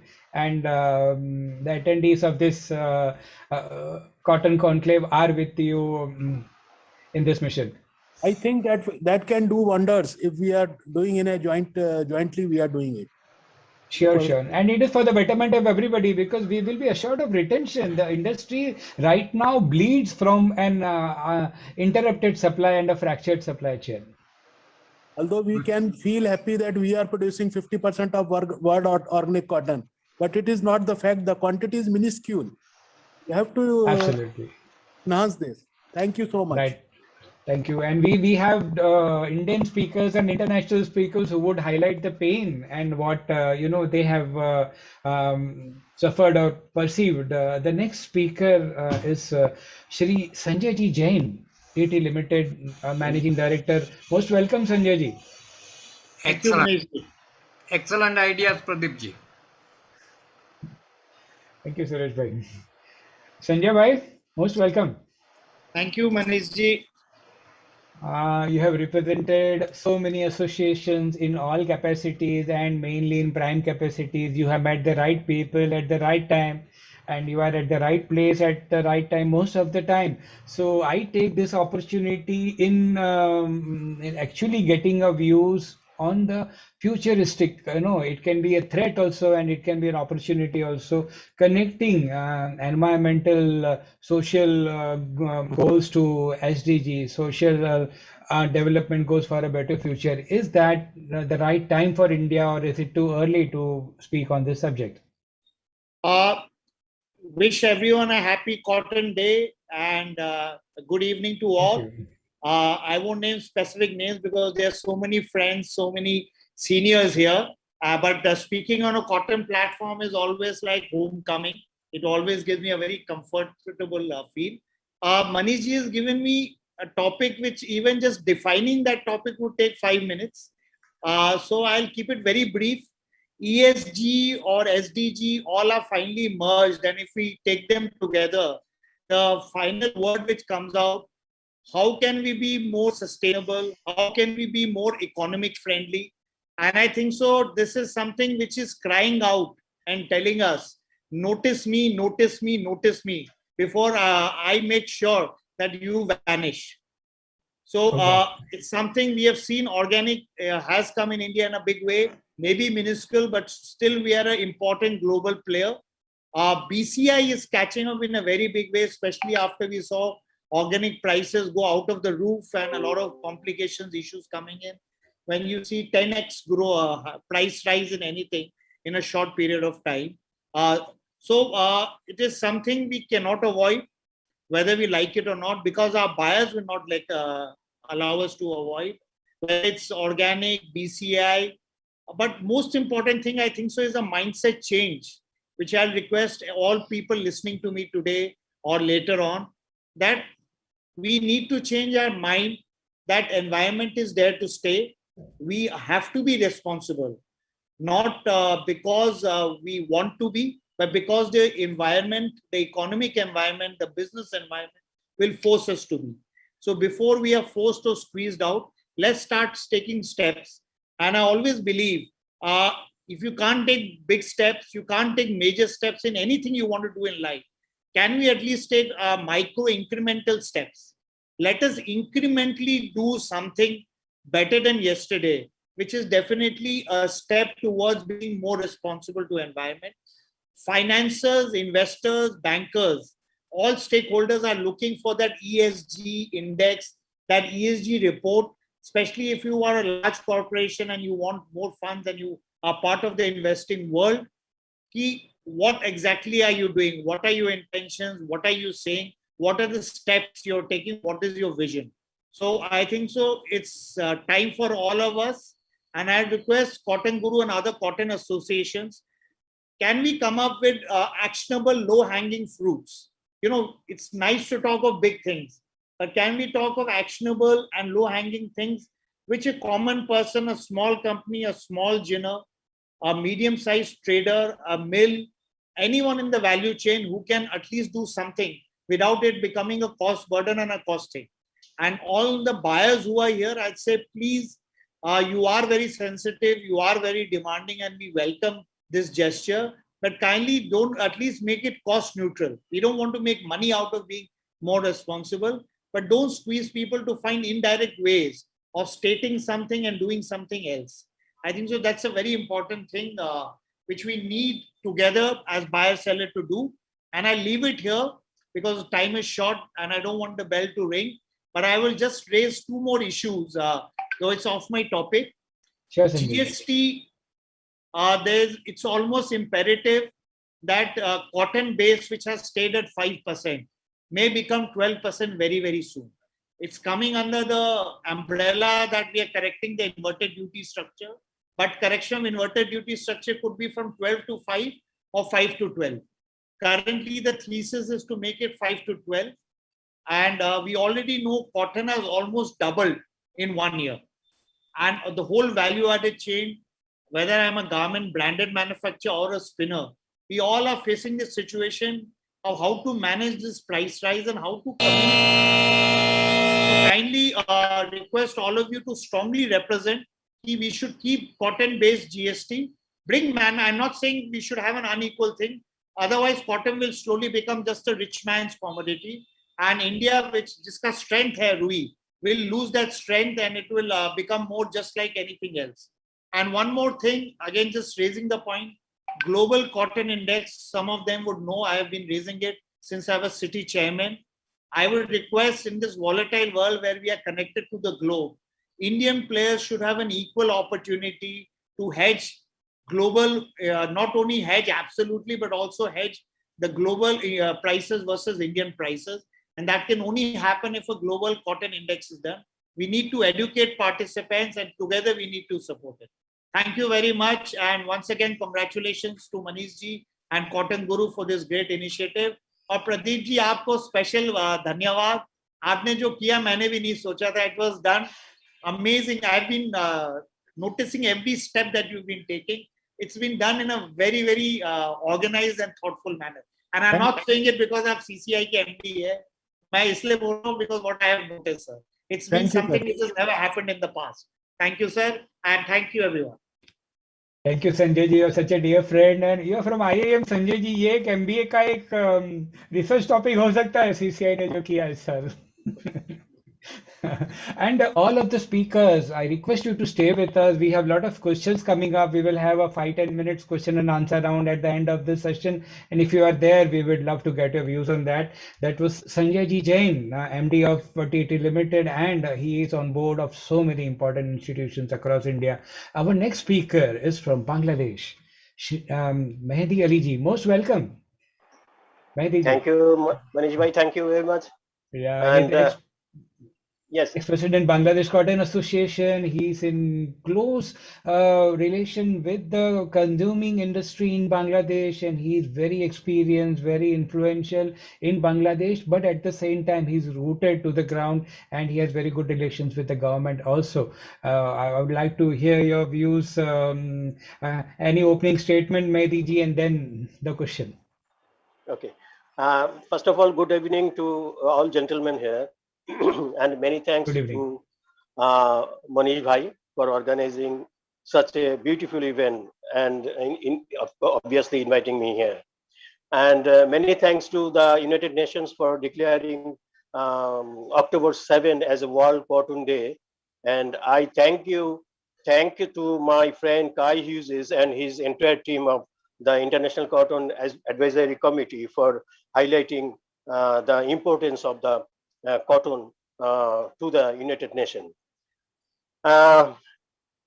Keeping in the mind, shift to the organic products in everything we use in daily life, from food to cloth, due to impact of chemicals being used in everything mankind producing these days.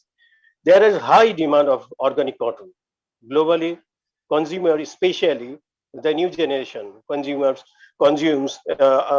are very concerned about the environmental footprint of the products they consume. This includes sustainable products and production methods, materials, etc. To respond to this demand, large fashion chains around the world are committing themselves to using more organic or recycled cotton fibers in their products.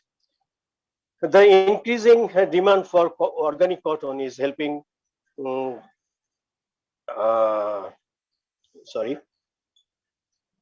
helping improve soil sustainability, water conservation, air quality, and the livelihoods of farmers. It is also contributing to the fight against climate changes. That's why conscious brands are getting more interested on certified cotton. The demand for organic cotton increasing and growers are convinced to grow it to get premium over regular cotton. If I'm not wrong, now Pakistan also started its own organic production. So we can understand the organic cotton demand. Organic clothing is becoming more popular in the USA and Europe because of the health benefits of eco-fashion. Another reason is increase awareness of the importance of fair labor condition. Demand on the other side, however, is very high as more brands are committing to a more sustainable sourcing than BCI and cotton made in Africa or similar. I expect prices to trade range bound until March and then increase once running Indian organic has been consumed. In this season, supply for organic is rather tricky, too much tricky, I would say, mainly because of two developments. Number one is organic fake contract or I will say fraud in India and repercussions in the industry. And number two is the ban of Xinjiang cotton and other products from that area. Bangladesh mills are importing organic cotton mostly from India. Bangladesh bought Indian organic cotton with huge premium, about 75% premium in some cases. It has increased their yarn, fabrics, and RMG cost. Ultimately, their RMG units are losing organic business as brands, retailers, and findings less costly organic cotton, organic RMG from Turkey and other sources. So, considering the situation of the last year, I am guessing Bangladesh will not all keen to buy much Indian organic cotton. I am expecting this year local control union body will be strict, so better to take all documents, including TC plus that full traceability documents, and re-verify with the issued office in India before making payment to supplier. So Manish bhai, thanks everyone for listening to me so patiently. I am concluding my speech by wishing everyone good health. Thank you. Bye-bye. Thank you, Vaidiji, and wish you a very, very happy new season. Hope things turn out well for the cotton industry. So we heard views from TT Limited, Sanjay Bhai, and then Mehdi Bhai from Bangladesh regarding the pains, the traceability component of organic cotton. Then comes sustainability, and then will come profitability. It cannot be reverse wise, or if it is reverse, we have to justify that. So I invite the next speaker. Kailashi Lalpuria, CEO and Director of Intercount Industries Limited. Most welcome, Kailashi. Thank you, Mahesh bhai, for inviting us on this wonderful platform. Happy World Cotton Day.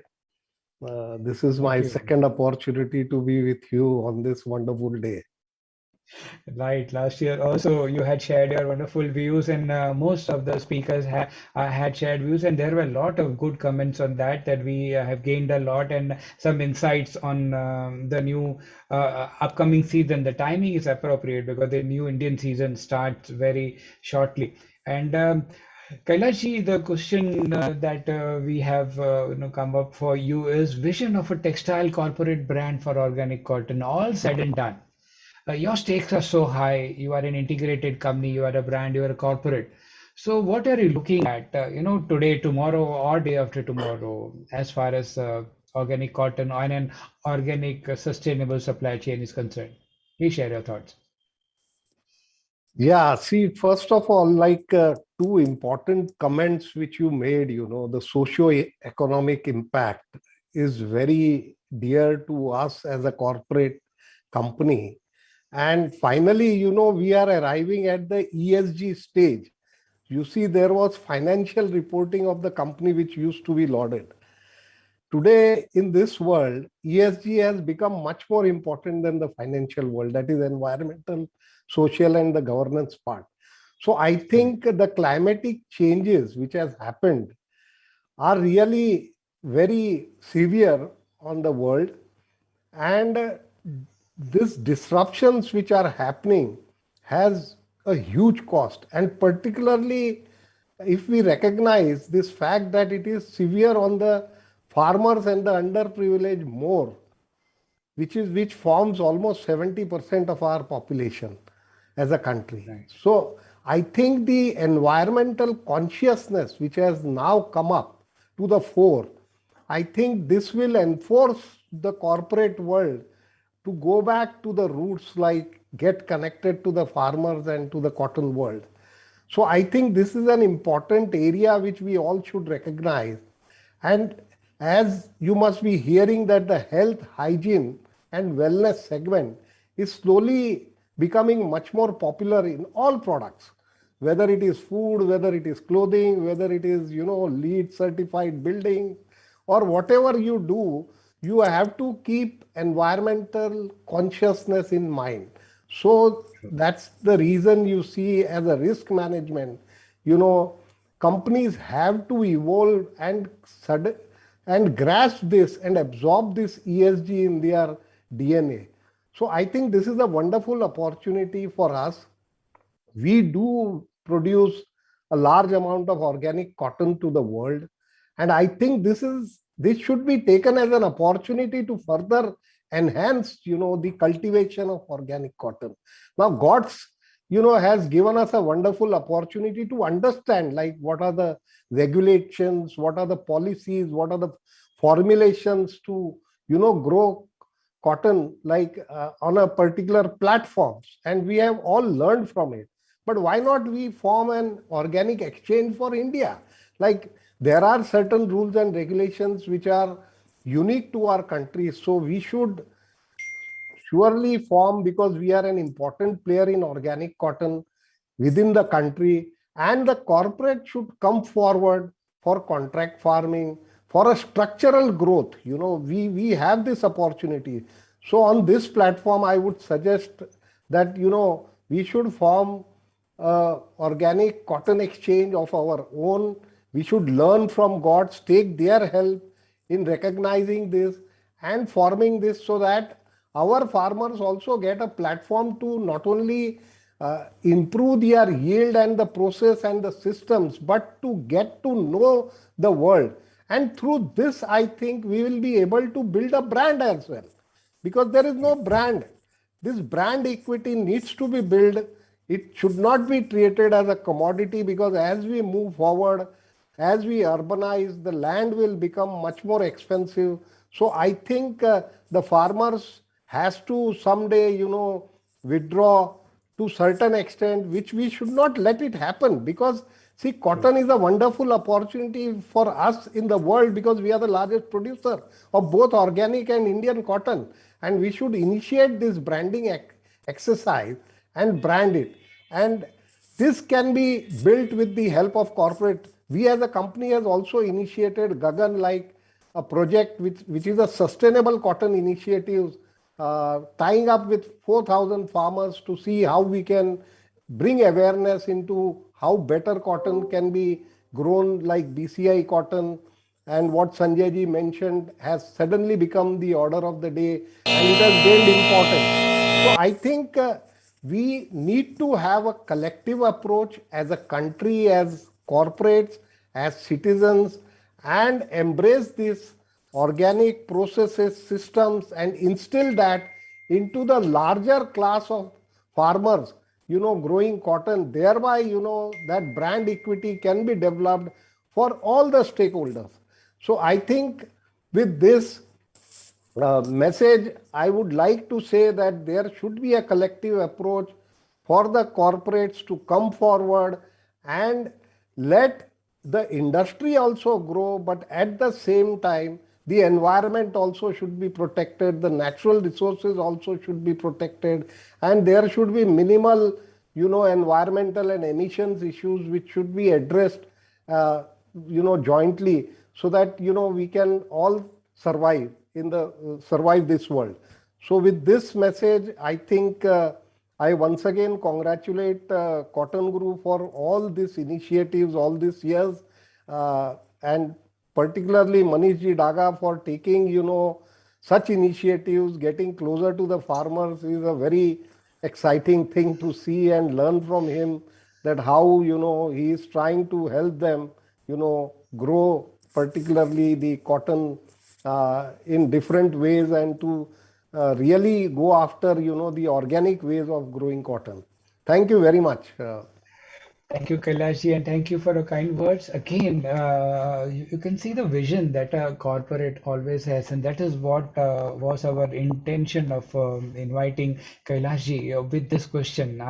Kailashi, please, we request you this year, do you do something on this, and next year, let us showcase that model to the world, to our listeners. They will come again next year. So let us have a model. Let it be a small model of As a what we company, are I am happy to provocating. inform, that we are trying to build in a center of excellence, in somewhere near Akola, with the help of the university as well as the state government, to see how we can collectively, show a role model where, a larger society of farmers can be educated and brought, ahead, and give them the proper returns of their this white gold. I always say, and as what Kotak Saab has also mentioned, I always connect cotton to the gods. The gods also must be wearing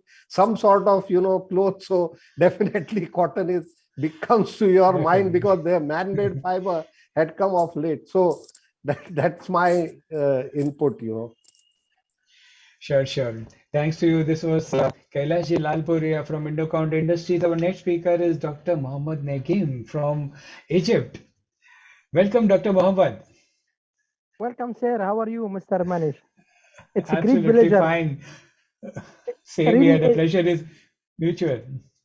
really, it's a great pleasure to be with you today and with prospective people. I would like to thank you and your association. Frankly, India is lucky about cotton goro. I hope one day we have the same association in Egypt. Unfortunately, we didn't have like cotton goro in Egypt. So India is so much lucky by Dr. Manish Daga and his association. Thank you again for your kind words. The question, like Shri Lalpuria ji highlighted, branding was one part that he highlighted, and you have already branded the Egyptian Giza cotton, and your contribution has been extremely high in the journey of ELS cotton in Egypt. Kindly share some insights on what was this branding journey all about, and how did you do it? Let me share my presentation. And before I Sure. share my presentation, I would like to thank you. It's a great pleasure for me to be with Mr. Kotak and Mr. Agrawal, Mr. Mehdi Ali, Mr. Kalish. These people is pioneer in world cotton. So it is great pleasure for me to be with you today. Let me share with you my presentation. Sure.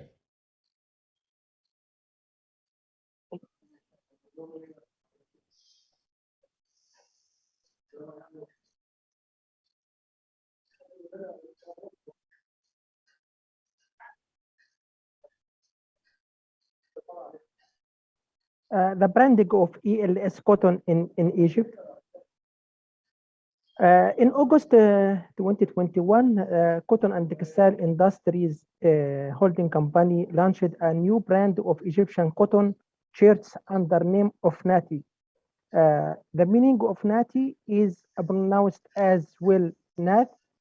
An ancient Egyptian goddess appeared in the early Egyptian history and was the goddess of grazing, weaving, and creation of in ancient Egyptian mythology.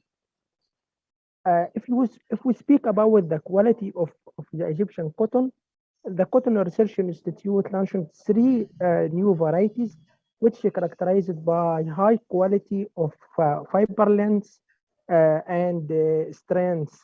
And the amazing thing is GOT. The GOT reached in extra long stable up to 39%, and sometimes we reach to 40% of GOT. The yield. It's really good in ELS. Yes. The yield of Egyptian cotton is almost 775 kilogram per hectare. And this is for the extra long stable. And also we have some variety which high tolerance for abiotic stress and high temperature up to 45 centigrade. If we spoke about the premium price is almost 50 to 60% than index A for the normal cotton condition. But this year the price is completely abnormal. I do confirm with Mr. Baradib that the price is something unacceptable. Now the premium is more than 120% than index A. This happened in Egypt and the United States for the Bima cotton, and we don't know how this price can manage with the spinning mills and the weaving mills. For organic cultivation, I do confirm with Mr. Kalish that the organic cultivation is somewhat difficult. As you know, Egypt made this initiative in 1990 to produce the organic cotton worldwide. But nowadays, the area of production of organic cotton in Egypt is less than 1% for total production. According to a lot of certification, a lot of the people still know doesn't know how to work with organic cotton. Frankly, the premium of organic cotton is 30% more than the conventional Egyptian cotton, and this is according to the negotiation between the buyer and seller. For sure, the organic cotton have to contract with the company before the beginning of the season, and a lot of documentation, a lot of items regarding to the contract. But anyway, the organic cotton is from 30 to 40% accordingly for the conventional Egyptian cotton. Thank you for your attention. This is a small brief about the branding of Egyptian cotton.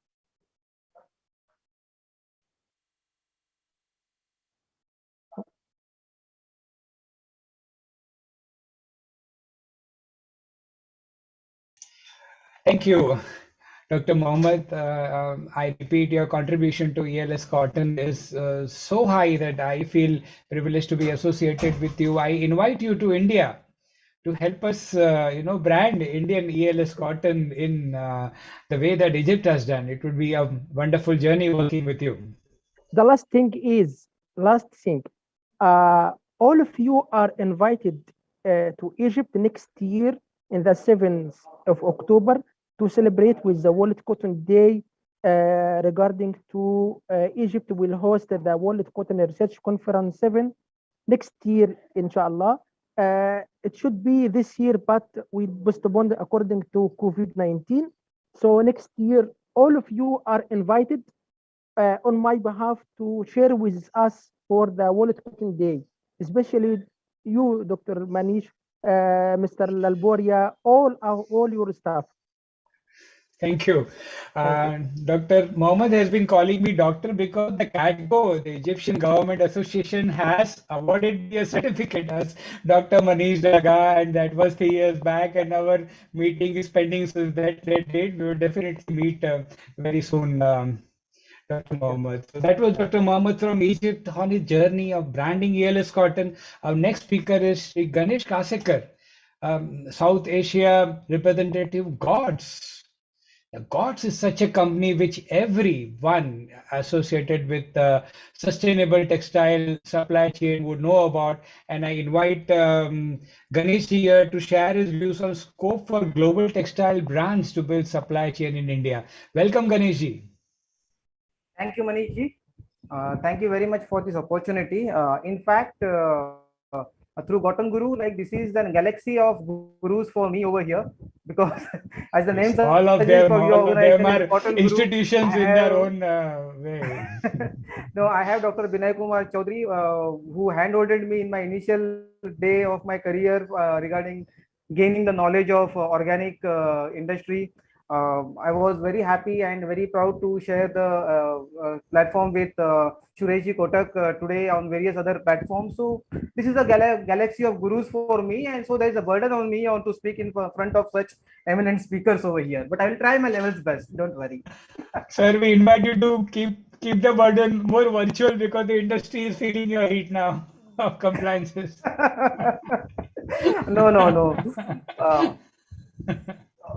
All well. So I'll just start off with my topic. It's a very interesting topic, and it's very close to all of us and related to gods, because when I talk of, not only I'll talk of India, but I am representing the South Asia region. So if we consider these South Asian countries of India, Pakistan, Bangladesh, and Sri Lanka, all these four countries make into the top 10 of the global organic certified companies, and therefore the volumes that is being supplied from these four countries is considerable as far as the supply in the global platform is concerned for the organic products.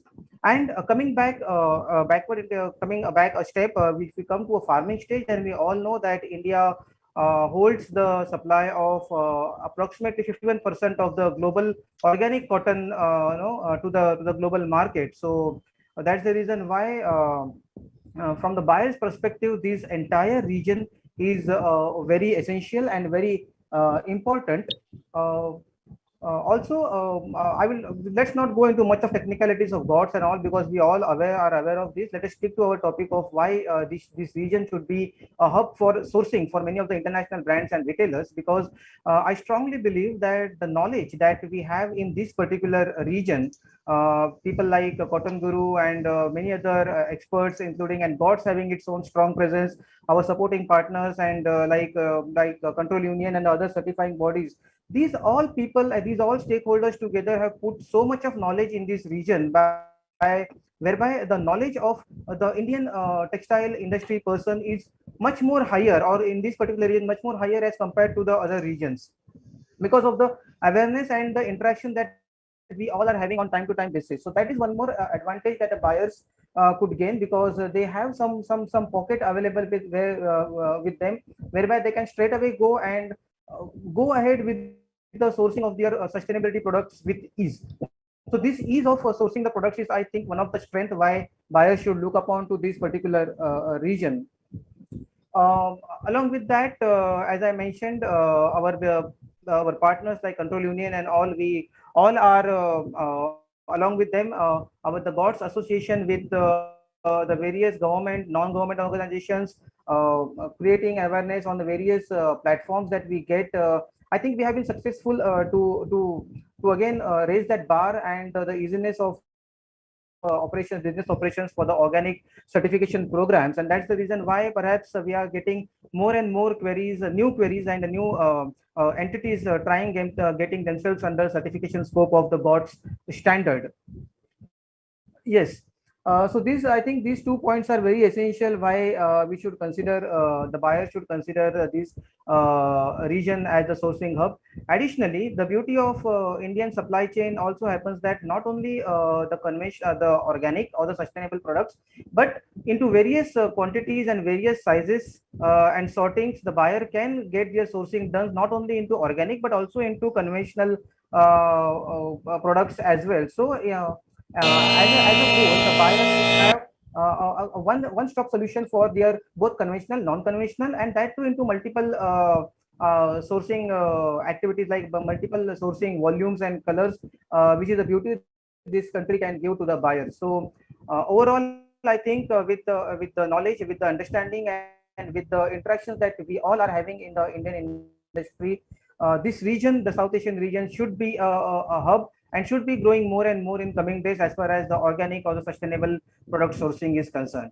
With this, I stop over here. I believe I have been able to justify the questions, and if any questions, I would like to take up on the later stage. Thank you very much. Sure. Ganesh ji, the questions have already started to pour in, but there are two speakers after you. Once they complete, we will come up with that question and answer. That was Ganesh ji, South Asia representative from GOTS. The next speaker is Dr. Binay Chaudhary, Chairman, Control Union, India. a person who is more deep than his age, the person who is more experienced than he looks on screen, and the person who is more knowledgeable than he may be able to express in the 5 minutes that we are giving him. But we would like to get his views on the basic subject, importance of organic cotton certification. Most welcome, Dr. Vinay Kumar Chaudhary. Namaskar. Namaskar. I'm thankful to Manish ji for your warm welcome, and thankful to all audience and respectable dignitaries of the today's functions. So India started long back in 1994, the first cotton cultivation called organic, when the mother milk was contaminated, and we found the pesticides, so-called silent spring. And that was the year that we found that 35% of the world pesticides is used in one crop. And that's what the organic cotton started in India. And that we started in India in 1994 in coincidence, along with various regulations on EU. So most of the cotton certification that has been done in country standard, and this country standard is governed by the government. And that's what we started our journey from 1994. However, when it goes to a supply textile chain where the chemical galaxies are there are a lot of sustainability efforts that has been taken care. And these sustainability efforts has been started with the initiative of Textile Exchange and GODS, which has taken to far reach to the consumers. Today, certification has become a strength to find the traceability from farm to fashion.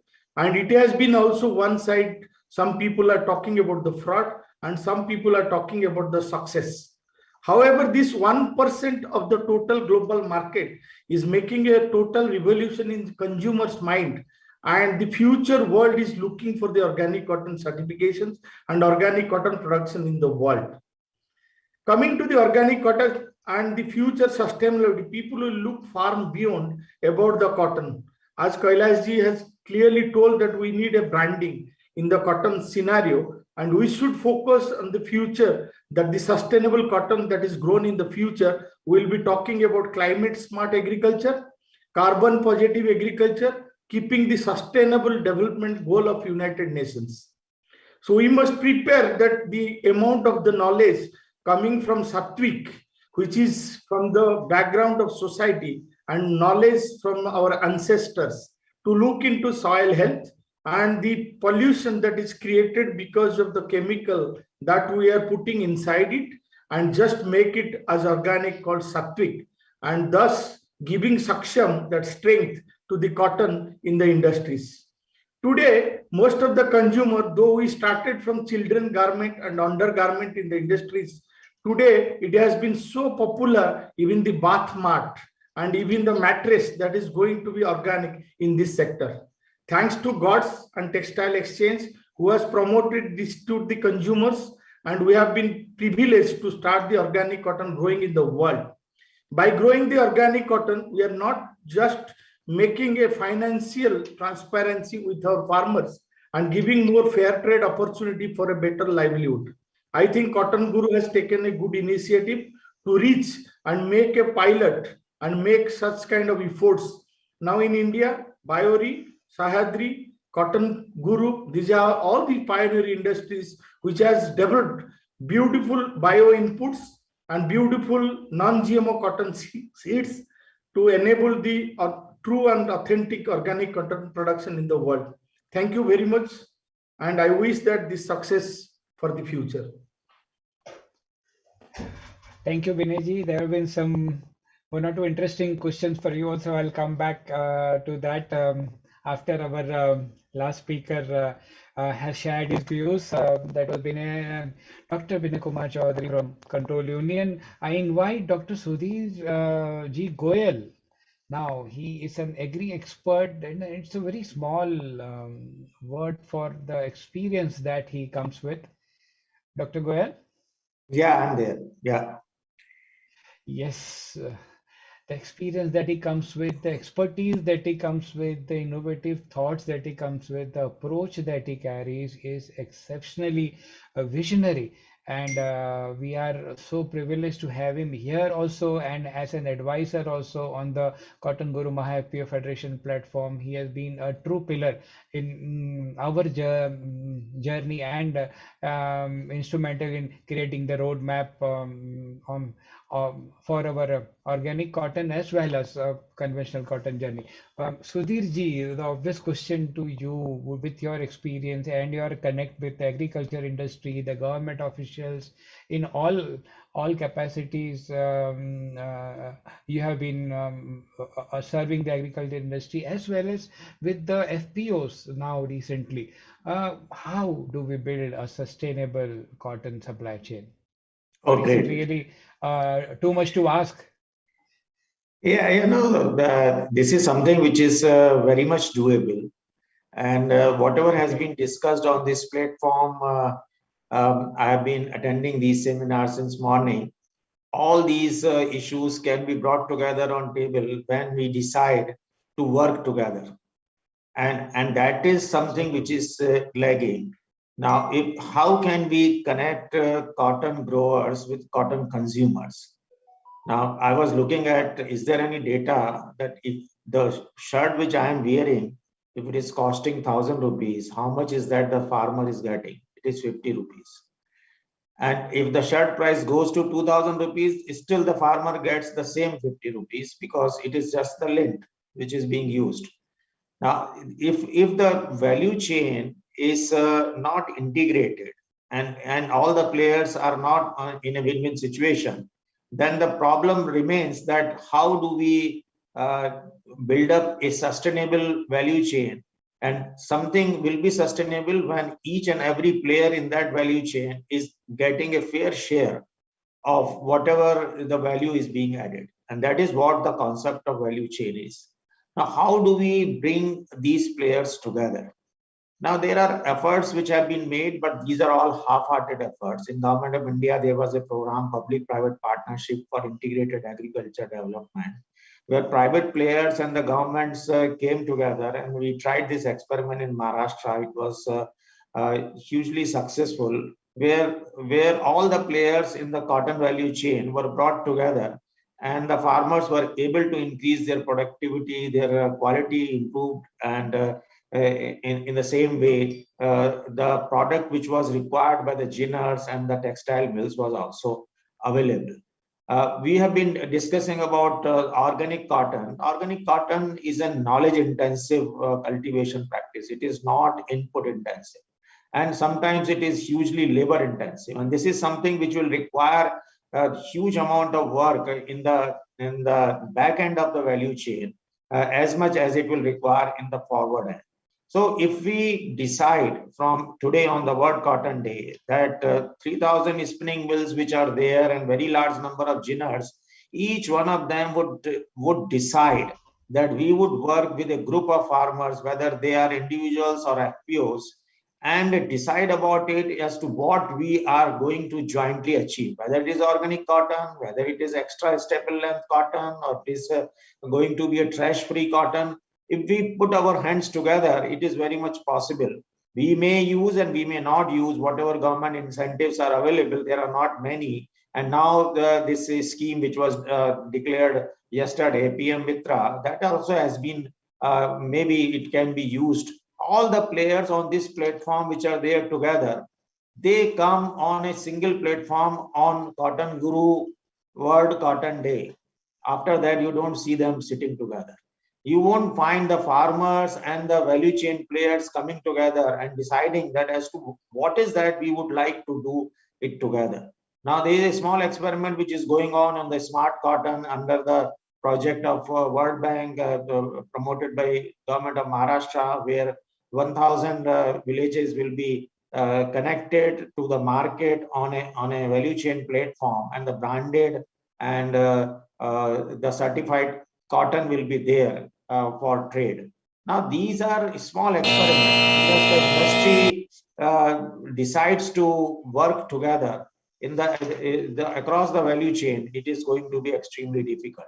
How this can be done? One important initiative which can be taken, any of these players who are there on the platform, can we develop a digital cotton value chain platform, where locally we may have 1,000 farmers on one side and the industry players on the other side, and putting them on the same platform, whether it is organic certification included or not included, depending upon what we are aiming at.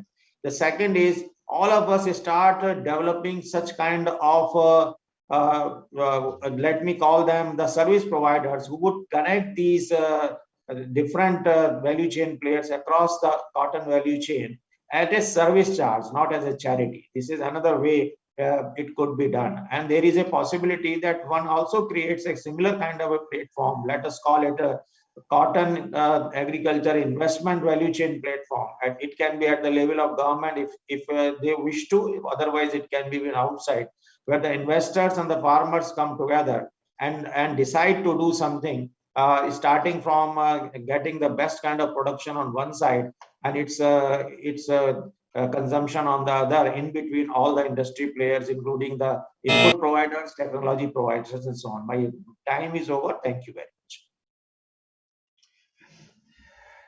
Thank you, Sudhirji. Would you like to share something more on that? Because your thoughts were so natural and so dynamic. No, it's I think it says already 8 o'clock, 8:07. Our time is short. So if anyone would like to ask a question, I would expect something like Kailash Lal Puria ji to start a project, a value chain project. And the next World Cotton Day, I would like to hear at least one industrialist says, I'm working with 100,000 farmers and I have a complete value chain, either of organic or extra staple length cotton. I just want to hear it before I close my eyes in this part. Kailash ji, it's not a challenge but an invitation to you. Thank you very much for this wonderful inputs, Goel Saab. And this is a very good suggestion, I think, for the corporates to really ponder about. And I would rather say this is a very big opportunity. Like India is well positioned in the cotton space, and organic cotton, fortunately for us, India has done well by being the #1. And now, because this environmental consciousness has built in post-pandemic also, as I mentioned, about health, hygiene, and wellness sector, the demand has grown.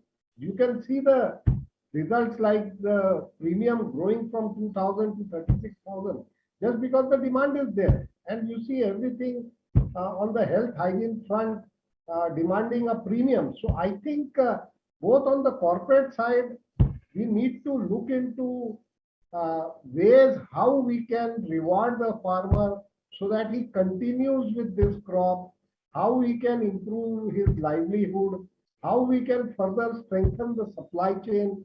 Because I think this entire decade, say, as what we are learning under the management books, that, earlier there was tactical management, then came in strategic management.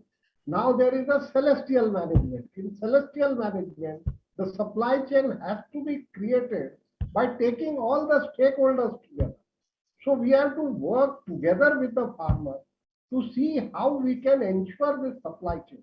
Otherwise, you see, if somebody asks the corporate a question that can you visualize what you will get as in the supply chain of cotton, organic cotton next year, or maybe in 2024, and at what price you will get it? Nobody knows that answer. So I think there has to be a structured approach. There has to be a collective approach. The fundamentals are there for us to work upon. As Goel sir rightly said, that we should have these systems and processes to strengthen both digitally with transparency so that the farmers get his due return, and at the same time the industry grows. And since India is well positioned and in the global textile trade, India has got a minuscule, share of only 4%. I think there is enough opportunity for all to, get help through this supply chain of cotton and organic cotton. So I think it's a wonderful opportunity and wonderful suggestion by Goel Saab, and we should all introspect and have this entire system much more strengthened so that we can ensure the brands and retailers with a consistent supply and we can overcome these disruptions of the future. Right, Kailash. So do we again accept that invitation that next year we will come up with a case study of a sustainable uh, project in cotton? Yes, yes, of course. We are working upon it as an organization. We have taken baby steps with help of people like you who are guiding us, and we are taking baby steps and we intend to grow in this area backwardly.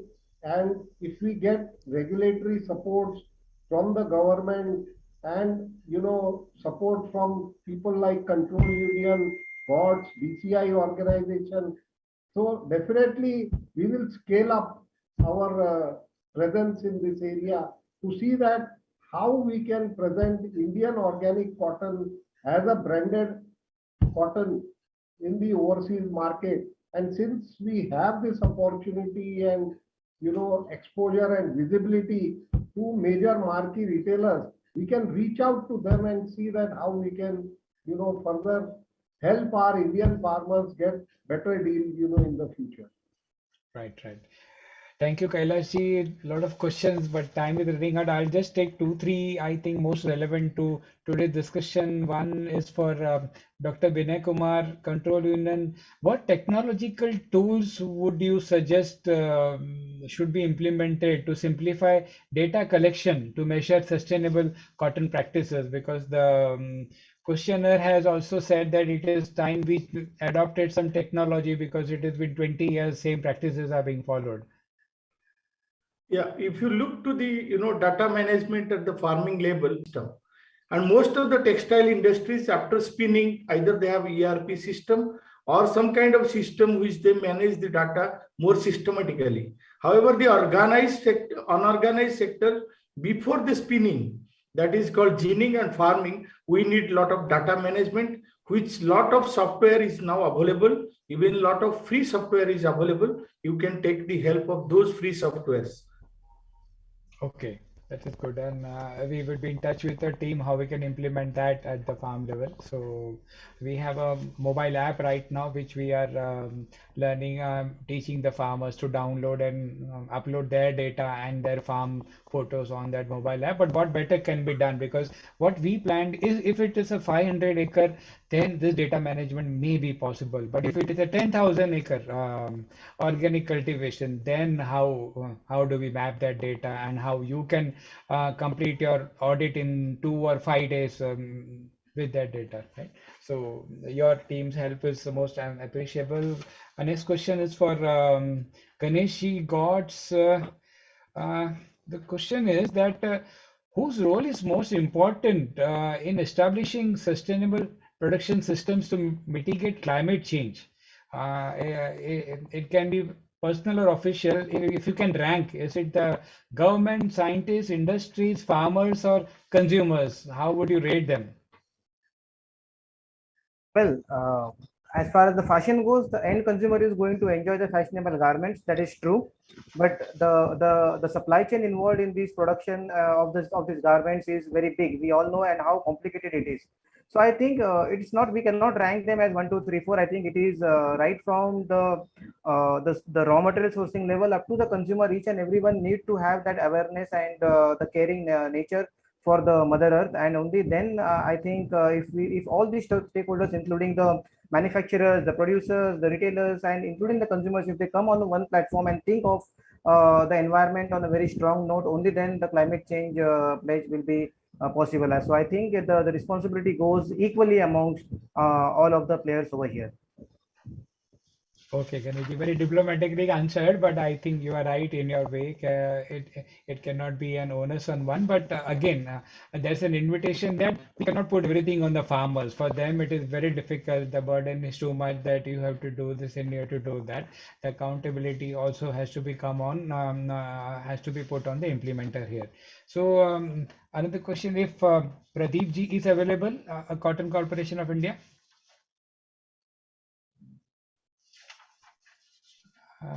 There was one question for Mehdi Ali ji from Egypt. What is that one thing? Is it seed? Is it technology? Or is it only branding that has brought success for Giza? Is it any particular practices? What is that one thing? So I will invite all of you to highlight one thing. I would repeat the subjects, but I'm starting this countdown now with Dr. Mohammed. Frankly, the advantage is the weather. The weather is the secret. Okay. The weather is the secret for the high quality cotton. You know the difference between the night and the morning of the temperature, which is very controlled the fiber lengths. And in this regard, for North Delta, we have only extra long stable. If we move to down for, let's say, middle Delta or upper Egypt, the quality of the cotton, it will be less than the north of Egypt, which is the difference between day and night temperature is very, very accurate and very suitable for growing extra long stable. Also, I would like to add another thing for the branding. We have the fingerprint of genetic of the fibers, and consequently, we can authenticate the Egyptian cotton from the field, from the seed, from the fiber, from the textile garment. We do this branding, and we have a laboratory to test the authentication of the Egyptian cotton. We can do the same with the Indian cotton if we would like. Sure, sure. We would love to do that because there is so many growths, so many origins, so many seeds here within one region. We would like to distinctively, brand and label quality-wise. Your help is most appreciated. I will definitely involve you in our journey here. So that was Dr. Mohammed. Now, Binay ji, one thought, one thing that needs to be done immediately, or what is possible? See, the current need is that we should go ahead with a positive mind to grow better cotton, and which you have already started in your journey. And I think you will show to the human society that how the cotton, which is called white gold by many of our gurus, and you will prove it. So I think the sustainable future cotton that you will be provided by Cotton Guru as a limelight for the farmers to look forward the future sustainability of cotton. Thank you, Vinay ji. Ganesh ji? Yeah. One thing that we need to do immediately. I think one thing, I mean, we need to stick to the basic understandings and the basic goals of sustainability program, and stick to our social, environmental, and ethical practices. That's the only way to go ahead with the sustainable practices and have success in this arena. That's it. Correct. Be true to what we commit. Correct. Right. Dr. Goyal? Creating localized value chain in the catchment area of each and every ginning factory over a period of time. Okay, so every ginner can be a project. So true. Right. Kailash. So I think you see wherever this countries have taken to contract farming, the various problems have got resolved, because to just protect, and India is a country of farmers with 70% of the farmers over there. So it should have a policy where we can have a structured approach, and contract farming is the answer of the day, I think, wherein the corporates bring in their expertise to help the farmers really get the yield, as well as get them participated in their growth. As somebody mentioned about the share prices like 2,000 rupees, and if they participate in that, there was a cooperative movement earlier. But this cooperative movement could not succeed. So there has to be a driven approach, in agriculture, and the information also needs to be, scaled up, because a lot of information flows about cotton bale production and opening stock and closing stock and lost cotton into pink bollworm and all this floats around, and there is speculation. This speculation is not healthy. There has to be a consistent approach towards it, which I think contract farming should be promoted in a very determined way to see that how we can overcome these challenges and capture this opportunity, because India has this opportunity of cotton grown to this scale, and India has the land which is under cotton cultivation, almost 38%, of the world cotton, what you showed. So I think this is a huge opportunity, and we all should work backwards towards it and see that we help the farmers to get ourselves help in the supply chain. Thank you, Kailashi. Thank you, all of you. So this is the conclusion, that we should not be happy that we have enough or we have too much. It is not a means of loss. It can be a means of income. It can be a means of survival for the whole supply chain. We do have enough, but is it enough to help us build a sustainable future? Currently, it is not. The consumption of Indian mills is equivalent to the production of India as far as conventional cotton is concerned. And organic cotton is again challenged by the vagaries of nature, technology, and incentives in terms of pricing for the farmers. So the journey is not so easy, but Cotton Guru, with the help of so many thought leaders whom we see on screen right now, will definitely do its best with the help of all these stakeholders and the service industry institutions, to build a robust supply chain, a model, at least a role model, which we can showcase to the industry, to the government, to the farmers, to overseas buyers. Yes, this is possible in India, and this we can do it here. So cotton, again, the first light bulb. Somebody just shared me a message today that the first light bulb made by Thomas Edison had a cotton filament. Then Kai, you just shared that the currency notes, even Indian currency notes, are made out of cotton linter. So we invite you here in this journey of a cash crop, a social crop, a political crop like cotton. Sustainable fashion is the flavor right now, and organic cotton is here to stay.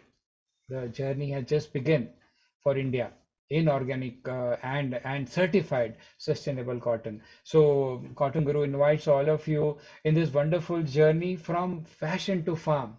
Farm to fashion is already documented, but that's not going to be so experiential as fashion to farm. Can we bring the fashion to the farm? Can we bring the corporates to the farmers? Like Dr.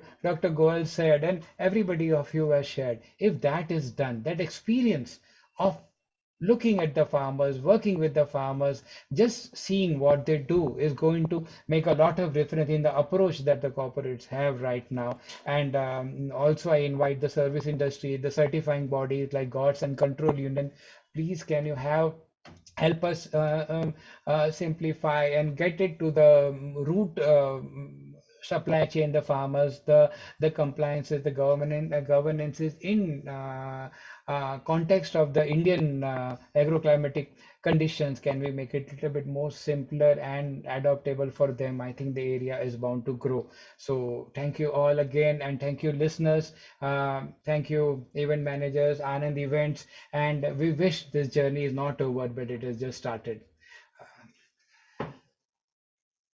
Shubh Mangal Kamna to all of you. Thank you. Thank you very much. Thank you. Have a nice evening. Yeah. Thank you. Thank you. Thank you.